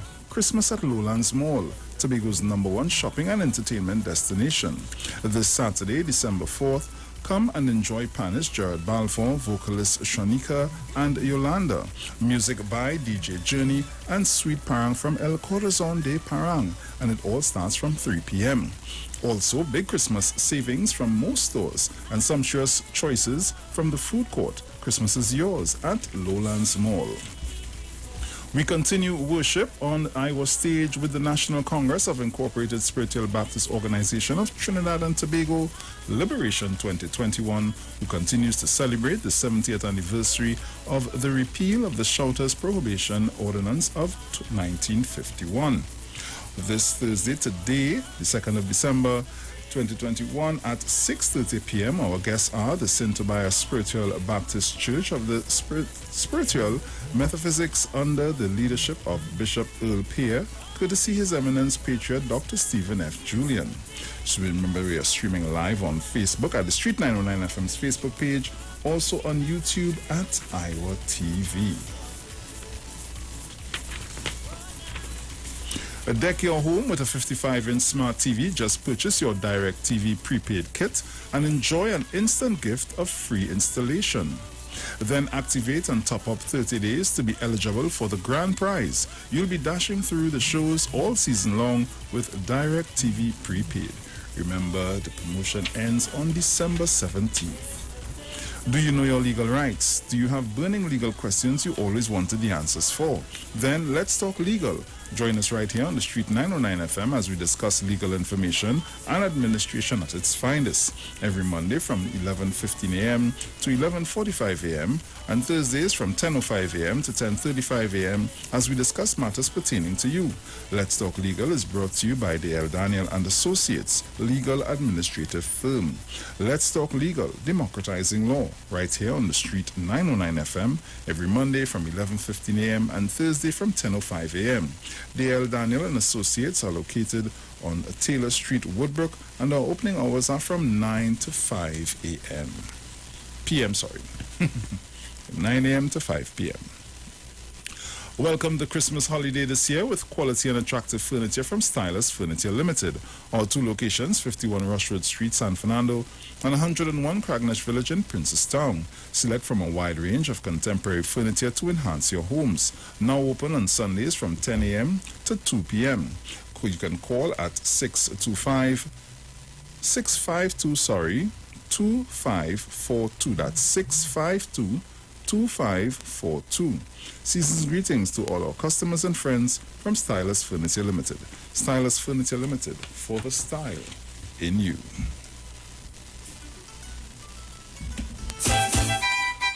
So guys, welcome back, and at this time, Dominic, we open up the lines, correct?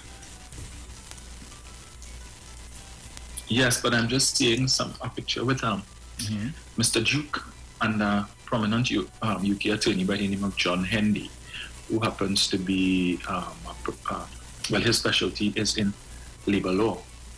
Ooh. And in particular, he goes by the title of the, let's see if I get it here, right? I don't want to, he is some top dog for trade unions.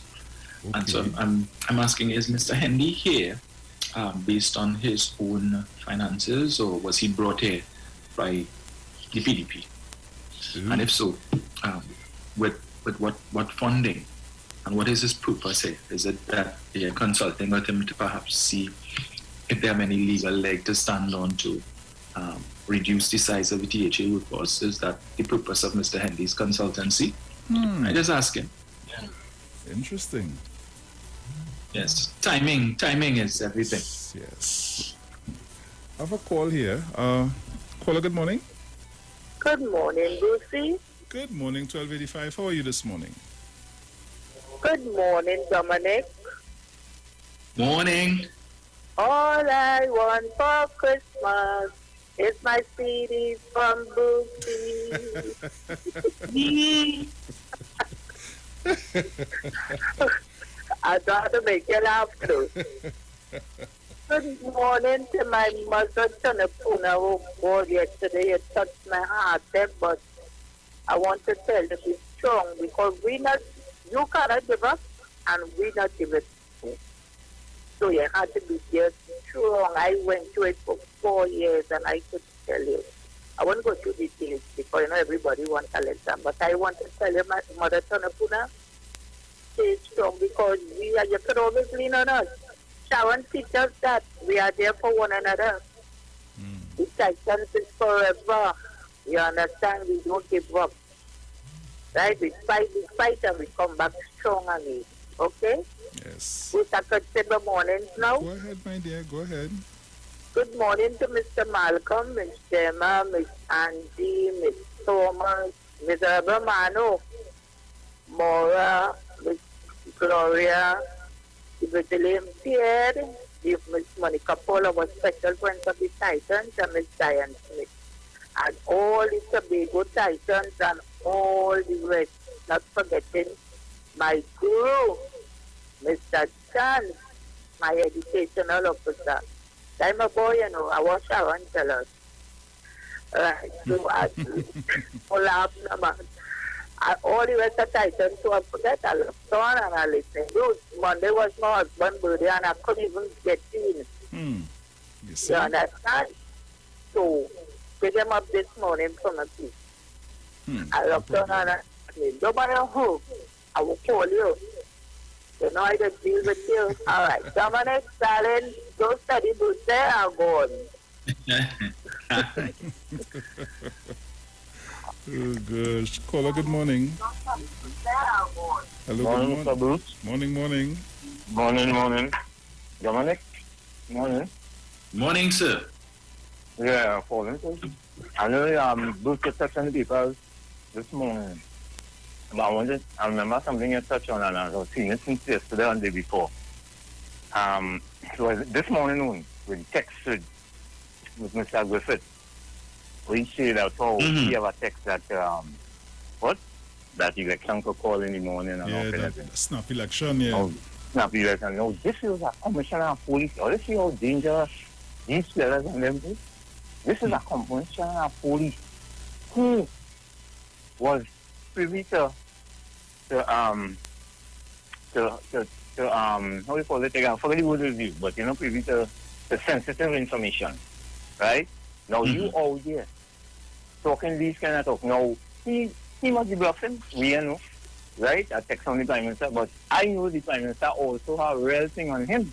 So I know for sure, and it have a lot of things we know that was taking place. We're looking kind of sketchy with him.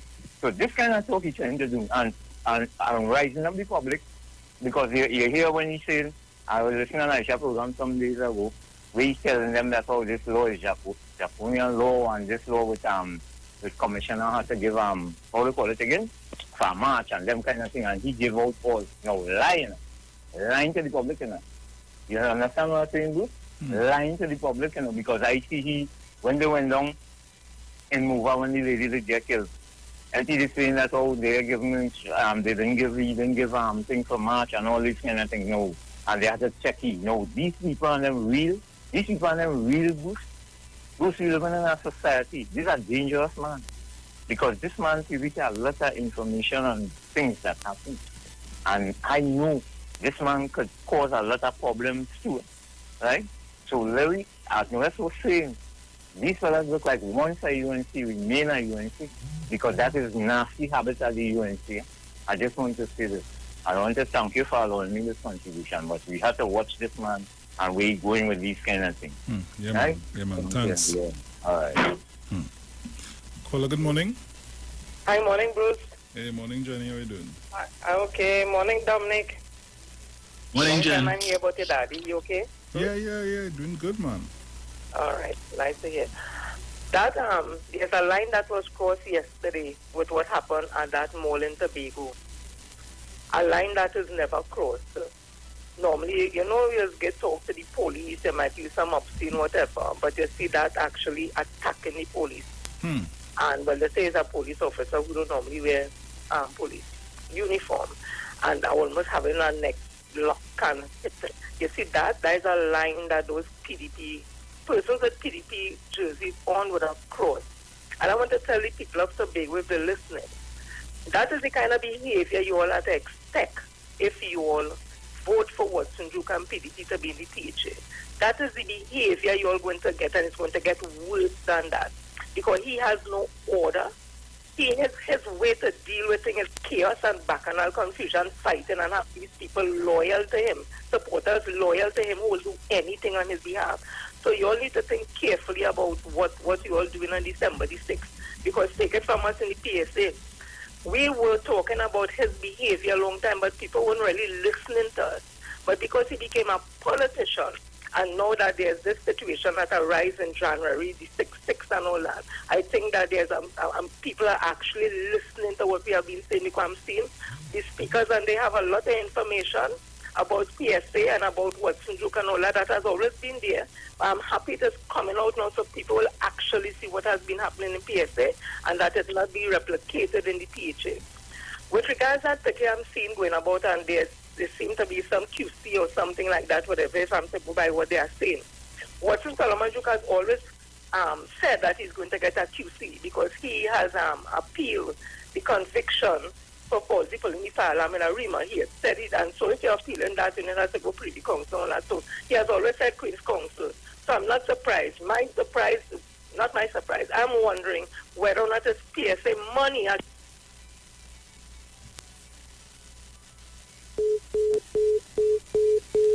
Just so? What? The phone, just so the phone start about network busy, yes? I understand that. First time I see now, one minute. Jen, you got to call me back, darling. I know. Call back, Jenny. Call back. Don't really take place there. I ain't too sure. Caller, good morning. Hello, good morning, Bushwin. I'm Dominic. How are you going there? We good. How are you doing? I doing good so far. Yeah? Nice. I want to shout out to Tobago, Mongrays, to tell them be careful and go out and vote. Yeah? Yes. And I would like to call on the Titan, Manu, Sharon, Mommy Sauce, wherever you all are. Good morning, everybody. And Merry Christmas. Okay? Bye-bye. Have a nice day. You too, darling. Take care. Okay, then. Take care of yourself out there. Yes. All right. Yes, Jen. Morning. Morning again. I don't know Yes. this TXPT phone, they said upgrade them, but they have a mine on their own. I would like my old Route to 3 phone, you ring wrong. When current phone doesn't have the phone. Sorry. As I was saying, Watson Solomon Drew by now, Tobagonian supposed to know he cannot be trusted. In my opinion, he seems like if it's a cult kind of situation he wants to create with the PDP, because that is his party. That party don't have an executive, that is his own. So he could tell if Fali and them behave a particular way he don't like, he could just remove them and put more people because it's his party. That party has no democracy, and he's the one who always like to talk about dictatorship, but he's the biggest, in my mind, based on his behavior, biggest dictator, and he like to call people master child. And he, to me, is the biggest master child, because you went on, if like QC, you're going for light skin again. Why ain't get a person who look like you? You have to go to England and bring along a colored man. So it's an impression he put in Tobago that all these white people there, because I heard it's not just this man alone, it's have others are moving wrong, so people get this idea, oh gosh, white people support him. And it's a psychological thing. And Watson Solomon Duke is good on playing on people's psyche. But Tobago, as I leave again, do not be fooled. Watson Solomon Duke is a facade. What you see is that is it. It has nothing behind it and I wrong it. He knows nothing. He is a puppet that has somebody pulling his string. He does just play he in something. He not in nothing. He's uneducated in my mind based on his conversation. He's ignorant and he's a consummate dunce. I continue to say that to Tobago. December the 6th.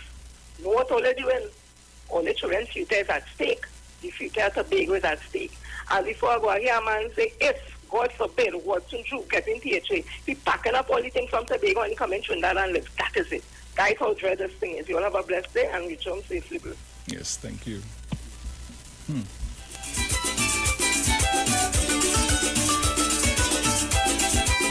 Caller, good morning. Hey, Bruce, morning. Morning. You guys there, boy? Hey, what's going on? Yeah, okay. Listen, I hear you one talking about Watson Drew and how he's ignorant that done and what. But yet still, the same people putting him forward is making progress in life. I don't like him at all. I ain't supporting him. But the fact of the matter is that he's so done and he's so this and he's so that. But he's making production in life, in terms of his life. He's wealthy, he's in position, and so on. Right? And it's these same people who putting him there. You understand what I say? Yeah. Right. Have a good morning. Yeah, man. And it's true. Yeah, it's true. Ah, boy.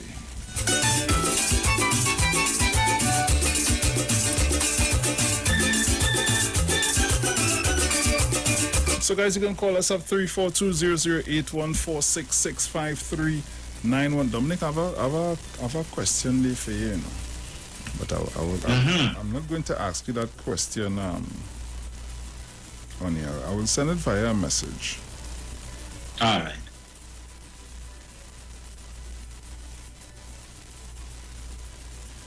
Yes, guys, so the lines are open. Where am I? Right. Caller, good morning. Morning, Dominic. Morning, Bruce. Morning. Jenny is so right with Watson that.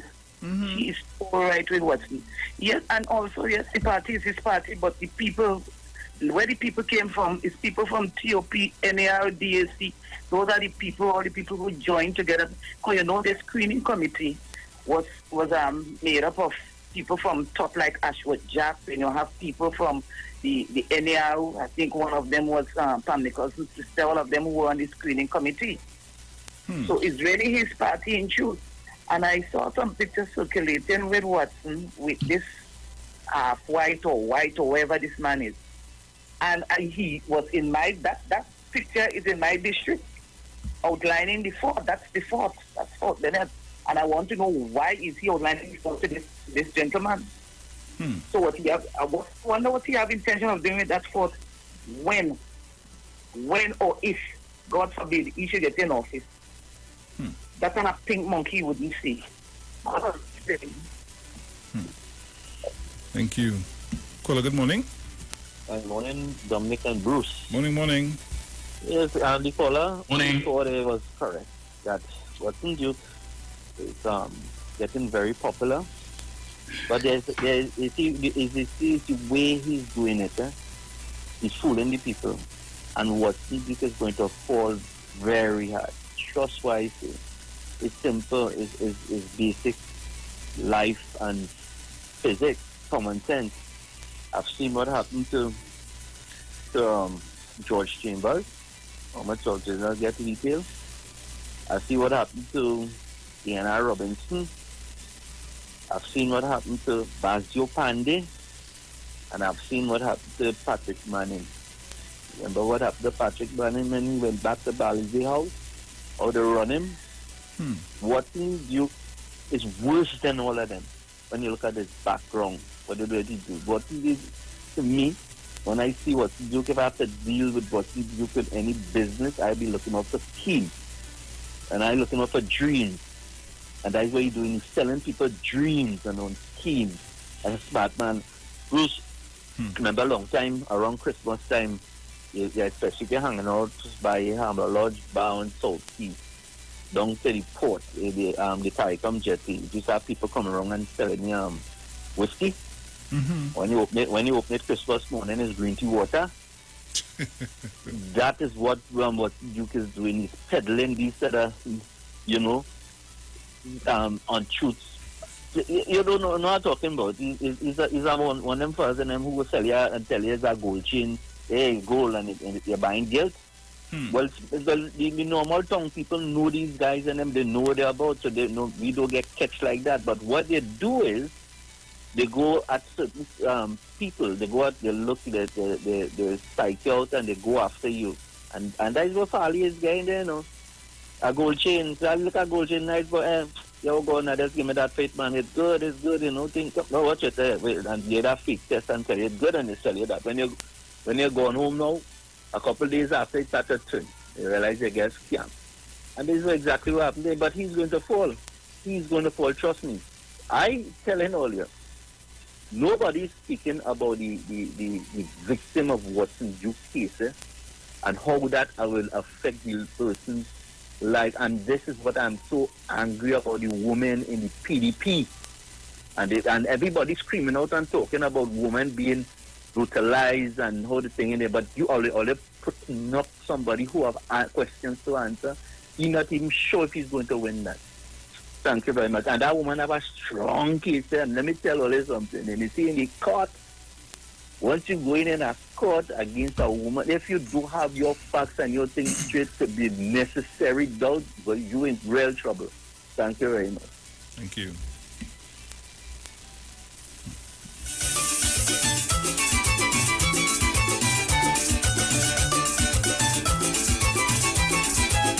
Caller, good morning. Bruce, I don't usually respond to callers, right? But I will make an exception for Watson Solomon Duke. When I said the word ignorant, I mean unsophisticated. When I say consummate dunce, it doesn't have an understanding of things that are sophisticated. And because he's successful with the things that he has, that doesn't mean to say he's not a consummate dunce or that he's not ignorant.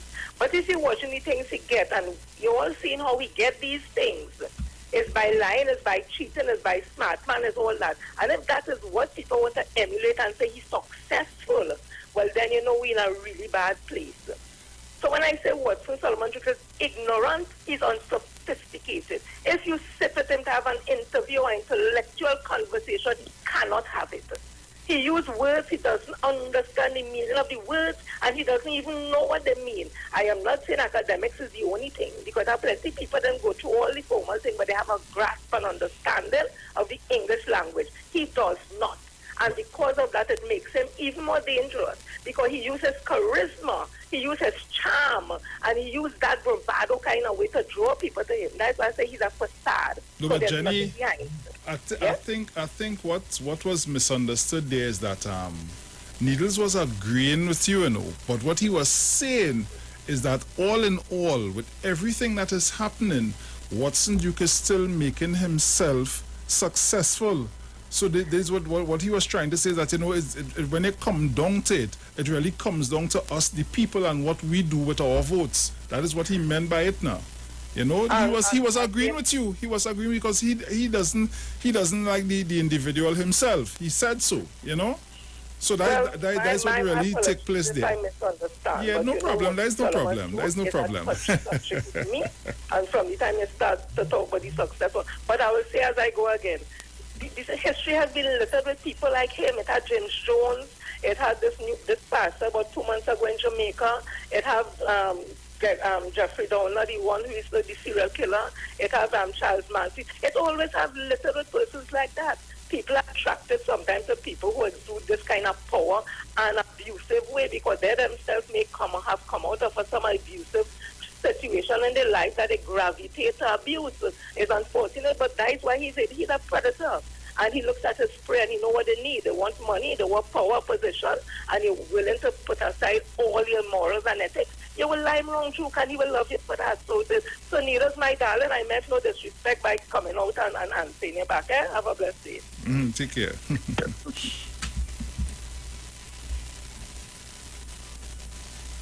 Caller, good morning. Nice. Oh, I lost it. Call me back.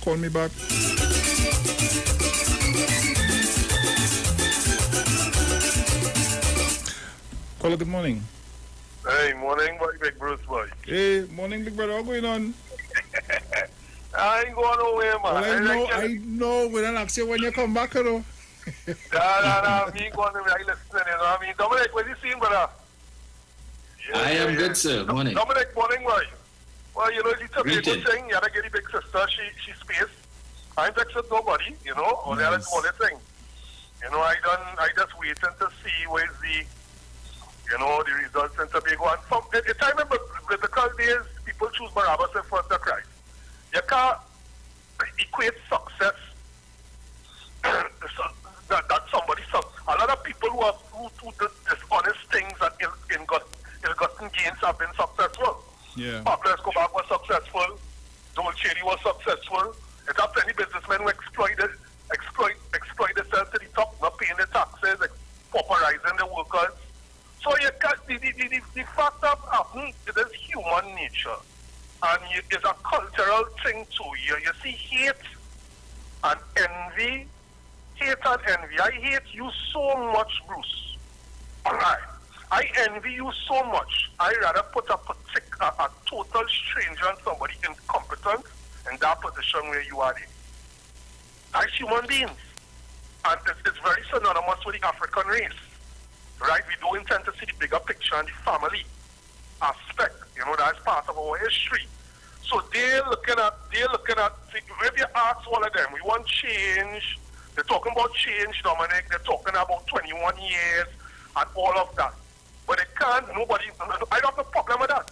But you can't tell me change, I put out and change for anything at the side of the road. It must be credible, it must be honest and decent. But the hate of the PNM, right, and the hate is so strong from the LCDs coming up the road, right, and they see at any vehicle they're looking up on board to lick up an ex-black man. And that is basically it. You understand? Because they can't give no justifiable reason why you're going and exalt a man like that with no credibility, a man who have a long rap sheet, Folly only lying. And it's just that, it's hate. And that's envy and hate. So as I say on the 6th, we will see exactly where if the biblical story is real, Barabbas in front of Christ.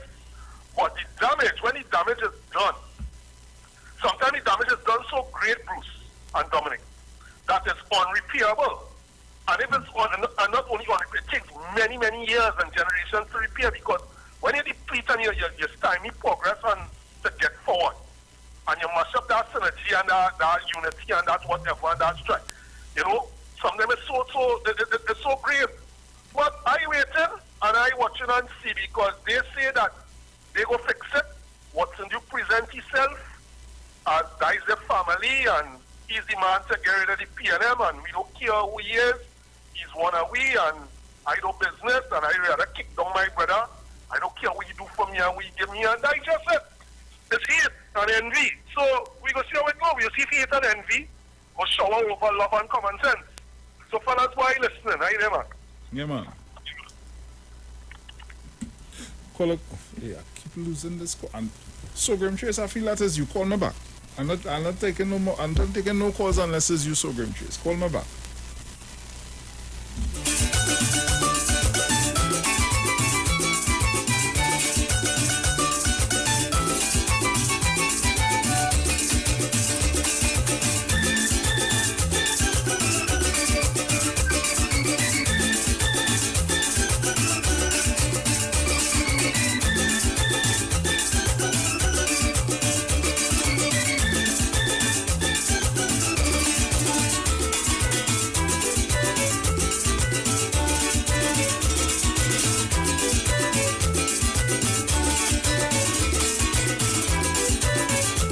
Caller, good morning. Hey, good morning. Morning. It always have a hate for the PNM since 1986. And it's getting worse because there are people who was there under the DLP in the 70s are feeding this hate to the children and grandchildren. So every time the PNM in power, it will always be harder for them because they have old folks who still around telling them about O'Halloran and all these people and them. So let me go to the Tobago now. The Tobago people and them always have a problem with the PNM since the days of Robinson. And when people talking ignorant on the TV and hearing them, it's really the older heads, you know. They must be from a long time. So when they start to talk about they want to get rid of the PNM and we have our own, it's just a hate, you know. And when you are hate, you don't think. Because your mind is always be clouded with hate in the system. Look what's going on today in Trinidad. It's Kamala and them, a lot of young people. These are people since the days in the 80s. So they always have a hate. Look, Saddam Hussein just born the other day. He's not an old man, he's a young boy. But what they put in their head, so they always have this thing that PNM party never liked other people. And it's PNM who put them there. And what's new, them will always have energy because of people like them who giving them energy. That way he will always flourish and he will always prosper. That would the last man say. Kamala and them will always prosper because there's people like we so giving them energy. How did they ever give a man energy when he was the election in 2010? People spotted him and they cussed him by the house. But they look at Pandy and these people, I'm like, God, we have to put common sense into our head to get to realize that they're using us to kill out one another, to fight on one another. Look what's going on right now.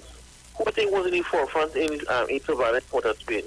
Was we, and the ones of them who was on the Facebook talking, to go and hide behind. But they're using us black, because black people are very emotional in these certain things. And putting us in the forefront. Where was Kamala when this was going on? Where was Munilal? Where were all the UNC people and them who was MPs in the parliament? They was not there. But they will use the inch with the color of our skin to make the noise because we like to talk and we like to drama. Black people are emotional people, and when we are emotional, we don't think. And when we do the wrong thing, we just say after, I should have known what I've done too late. We rather destroy our empire and crumble it to the ground. And when it crumbles and falls, then we just say, I should have think before I go and do that. We have to stop making these mistakes, and we're still making these mistakes because the media demonize us. They say the Prime Minister is a rapist. When they say the Prime Minister is a rapist, what they're trying to say is all the black men are rapists. Because the late Tamara say black boys in Tobago like white women and like to rape. So when you throw that in Tobago face now, and you're calling Watson Duke a rapist, you're calling Farley a rapist, you're calling all black people a racist, but they so hate the PNM so much that they don't care what they do. So the aim is to get rid of the PNM and live like fools in the paradise. Have a good morning. Thank you. Caller, good morning. A blessed morning, Mr. Bruce the Boss Swain. Morning, my brother, morning. Morning, Mr. Dominic. I know Mr. Felix Lockton, all loyal listeners and callers on the live. Mr. Dominic, I wonder if this one passed straight over your head. Yesterday, Express,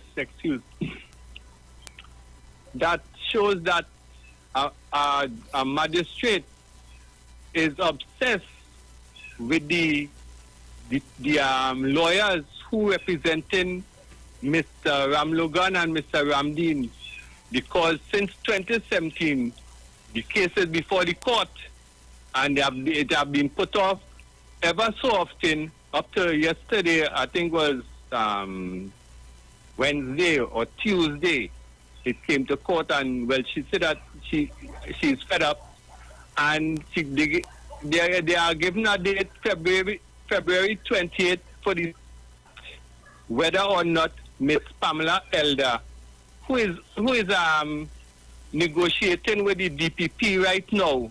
I don't know why she have to talk with the DPP for 4 years up to this present time for, because the case must go to court. She could do what she wants and let them defend themselves. And Mr. Watson Duke, the same thing goes to he too. He is before the court, and I wonder when is his court day, because the only person who is suffering right now is the victim, who people might think saying, oh God, is water under the bridge right now because so much years passed. Please, Mr. Judiciary, Law Association, always get these matters before the court and let people know justice have prevailed. Thank you very much. Thank you. And Dominic. Yes, sir.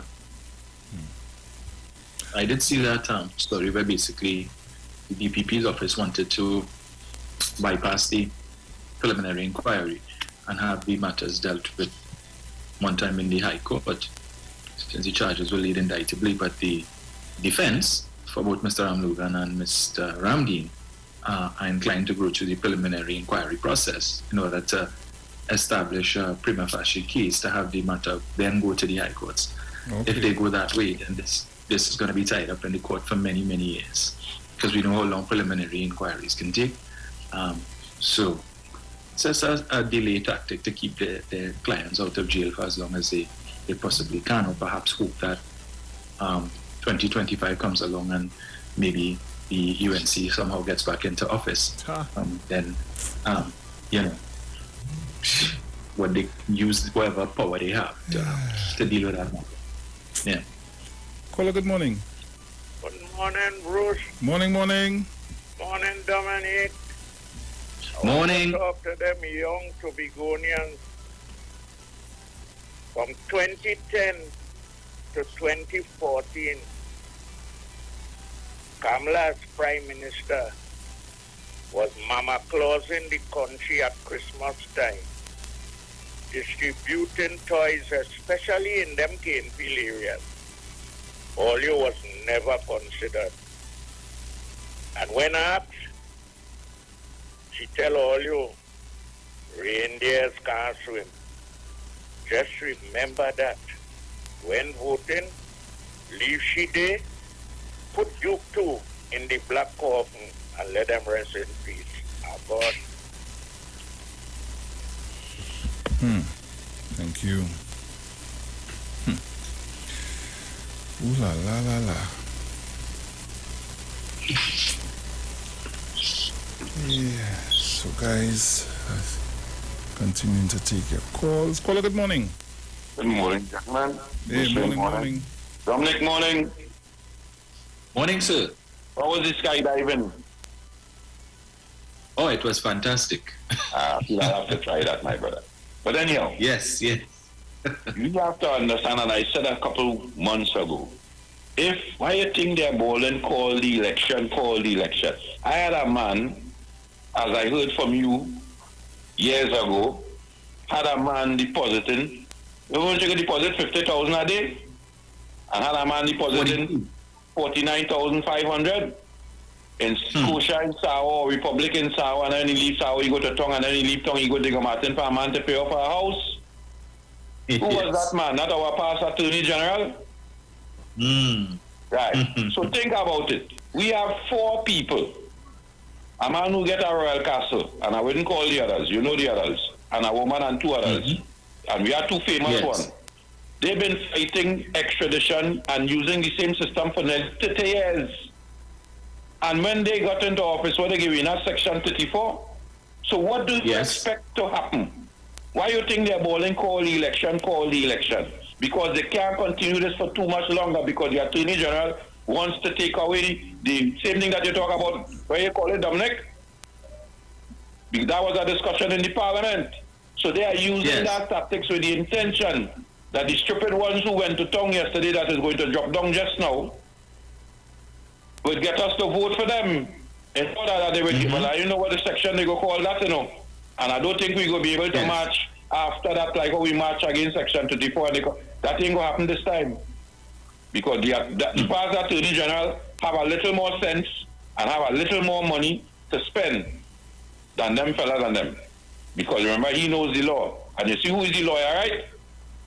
People out there wake up, please. This election what them fighting in Tobago is not about governance and betterment for Trinidad and Tobago, you know. It's to avoid, they tell me about the Holland and Privat, and I have a man had a company called SAS going to the same place where Holland and Privat dead. So I could say Holland and Privat dead now. I have a man I could call named Mamu had a company, was it SAS? Right, so my conversation now, when I find Mamu to bring back my 400 million for Anderson on the Beatum, so some of them people on the Beatum could be working in the waste treatment plant. And they were going on, them building that for 400 million to go and give a man a contract, a foreigner, for we to buy water from me. You know that? That was actually between a local man here, you know, the same thing happened with the water treatment plant. What his name was? Karmat Construction. You remember when they went to my Karmat Construction, son, what they find? Ganja, guns, mushrooms. And here we go, before they leave office, they extend the contract till 21. So who do they care about, fellas? People all they wake up, please. Dominic, Bruce Wayne, enjoy your day. Take care, man. Bless. Caller, good morning. Morning, Bruce again. Morning, Dominic. Hey, man, how are you doing? Well, let me tell you, it will never stop. And the whole thing about it is to prevent them from going to jail. I call this the Salman. They're afraid jail and they like money. All about this is jail, they're afraid of going, you know. Because just imagine only in jail and only the bed among everybody, be naked among everybody, and the skinny little pizza pudding that only used to try to tell yourself, only shame and all kind of things. Is jail different? Jail. All that big thing about Tobago and this, and if they get a hand in Tobago, they hold on the Trinidad, because what Duke or whoever it is going to handle, because you don't like paying them bad, you don't like paying them, so you will do anything. Sell over to the devil. Remember the people say they go sleep with the devil to be in power. Nobody don't know the devil, you know, they don't know Duke is the devil, nothing at all. So they better be careful, Tobago people. All you remember, they don't want to give all your money at all. Too much money was for Tobago. They said that money could have spent in Backpond, Princess Town, in the Barra and all kind of things. Tobago people, this is the last time I'm talking to all you watch all your P's and Q's. P and Q, the remember the queue have a little tenor tail in it, eh? So let be careful. Be careful. And you say morning friend the big one in morning Jackie and Jackie good morning to everybody who didn't tell morning. Miss Faizabad, Miss Friday, everybody, good morning. Just remember Christmas coming.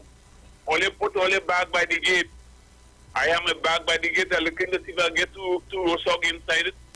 The bag. Because we can't give nobody nothing, but give somebody something today. You never know what might happen tomorrow. God. So guys, that's basically all the time we have for today. The word for today is compassion. I trust the power of compassion. I feel compassion when I recognize all people as beloved children of God, deserving of humane treatment and respect. I do my part by responding to each person I meet with compassionate understanding. But sometimes that doesn't feel like enough when the needs of the world's people are so great. When I feel overwhelmed, I extend my compassion beyond those who need help to include others who are called to be of service. Today I give compassionate energy to those who work to alleviate suffering and lift up people who struggle.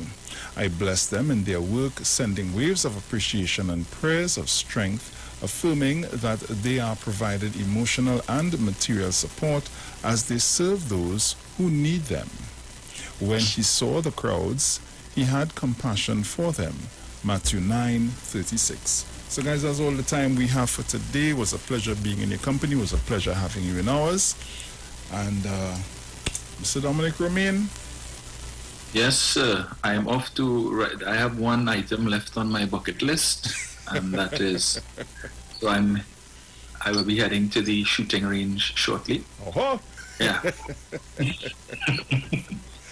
Okay. I can't wait until that. I have FUL, but I don't need that yet. I hear you, brother. Oh gosh.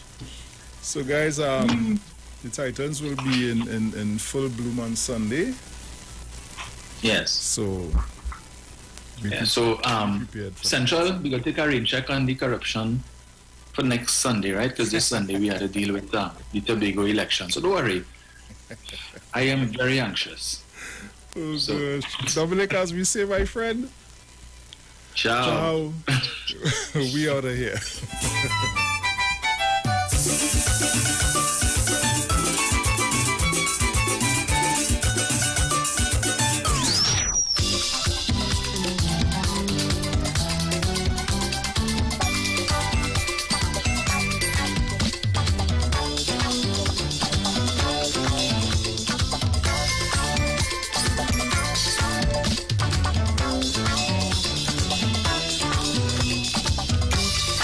Here are the PNM's plans for sports.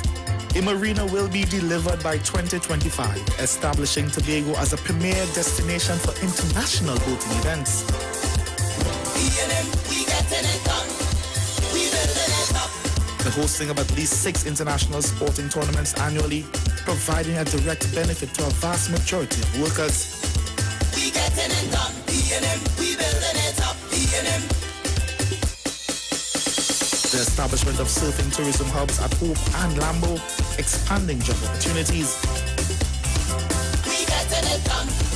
We building it up. PNM. We will expand the THA Sport Awards, recognizing youth, achievement, and excellence in a wide range of areas.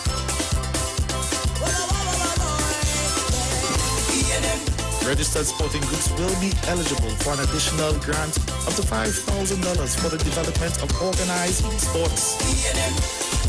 We getting it done. We building it up. We will grant at least one university scholarship to an exceptional athlete annually, also partnering with the private sector to provide 2 additional scholarships. We getting it done. We building it up. We will grant at least 1 scholarship to an exceptional, differently abled athlete annually. We getting it done. We building it up. The PNM is helping you excel in sport. On December 6th, vote PNM. PNM.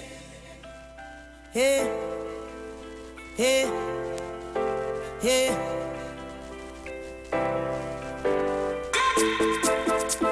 I cannot wait for election morning.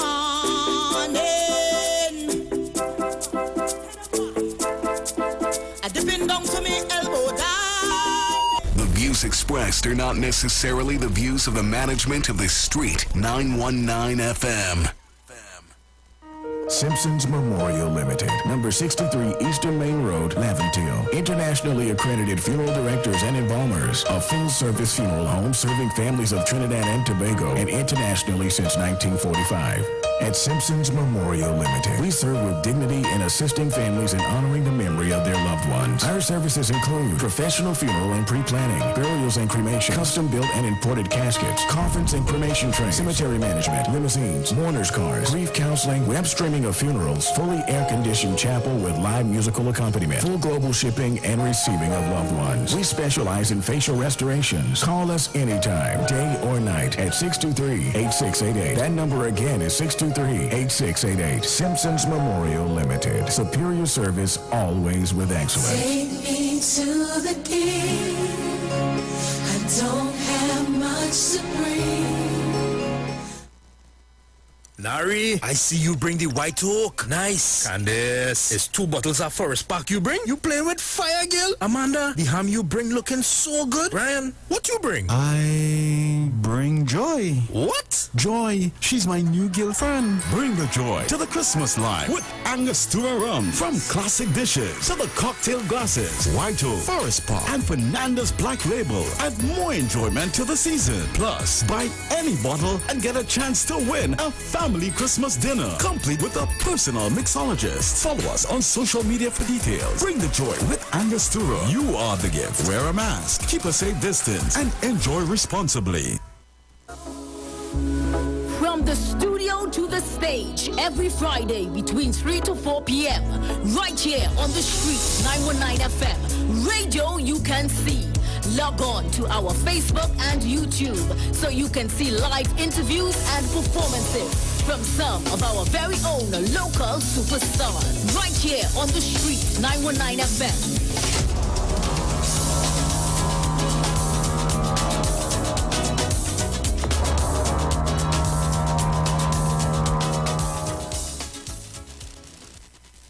Open road songs we know, cruising to nowhere. Free your mind, just recline and go with the flow. Who needs a plan? Take my hand, our stories will find us. My shady caravan, and there's nowhere that I'd rather be than any place with you. My shady caravan, there's nowhere that I'd rather be than any place with you. Shandy Carib, refreshed for life. Something extraordinarily exciting is happening all over the country. The Multiplier X Effect. NLCB Scratch players have been extremely ecstatic as they can maximize their winnings up to 17.5 million in cash with the new Multiplier Trio of Games. Okay. For just $10, $20, and $50, play the trio of 10X, 20X, and 50X games for a chance to win your way to 17.5 million in cash and up to 45 chances to win. The new Multiplier Trio. Play all 3 and multiply the excitement today. Players must be 18 years and older. Please play responsibly. Who you voting for? Who you voting for? Who you voting for? Who you voting on election day? Don't care what they say. Who you voting for? PNM. I cannot wait for election morning.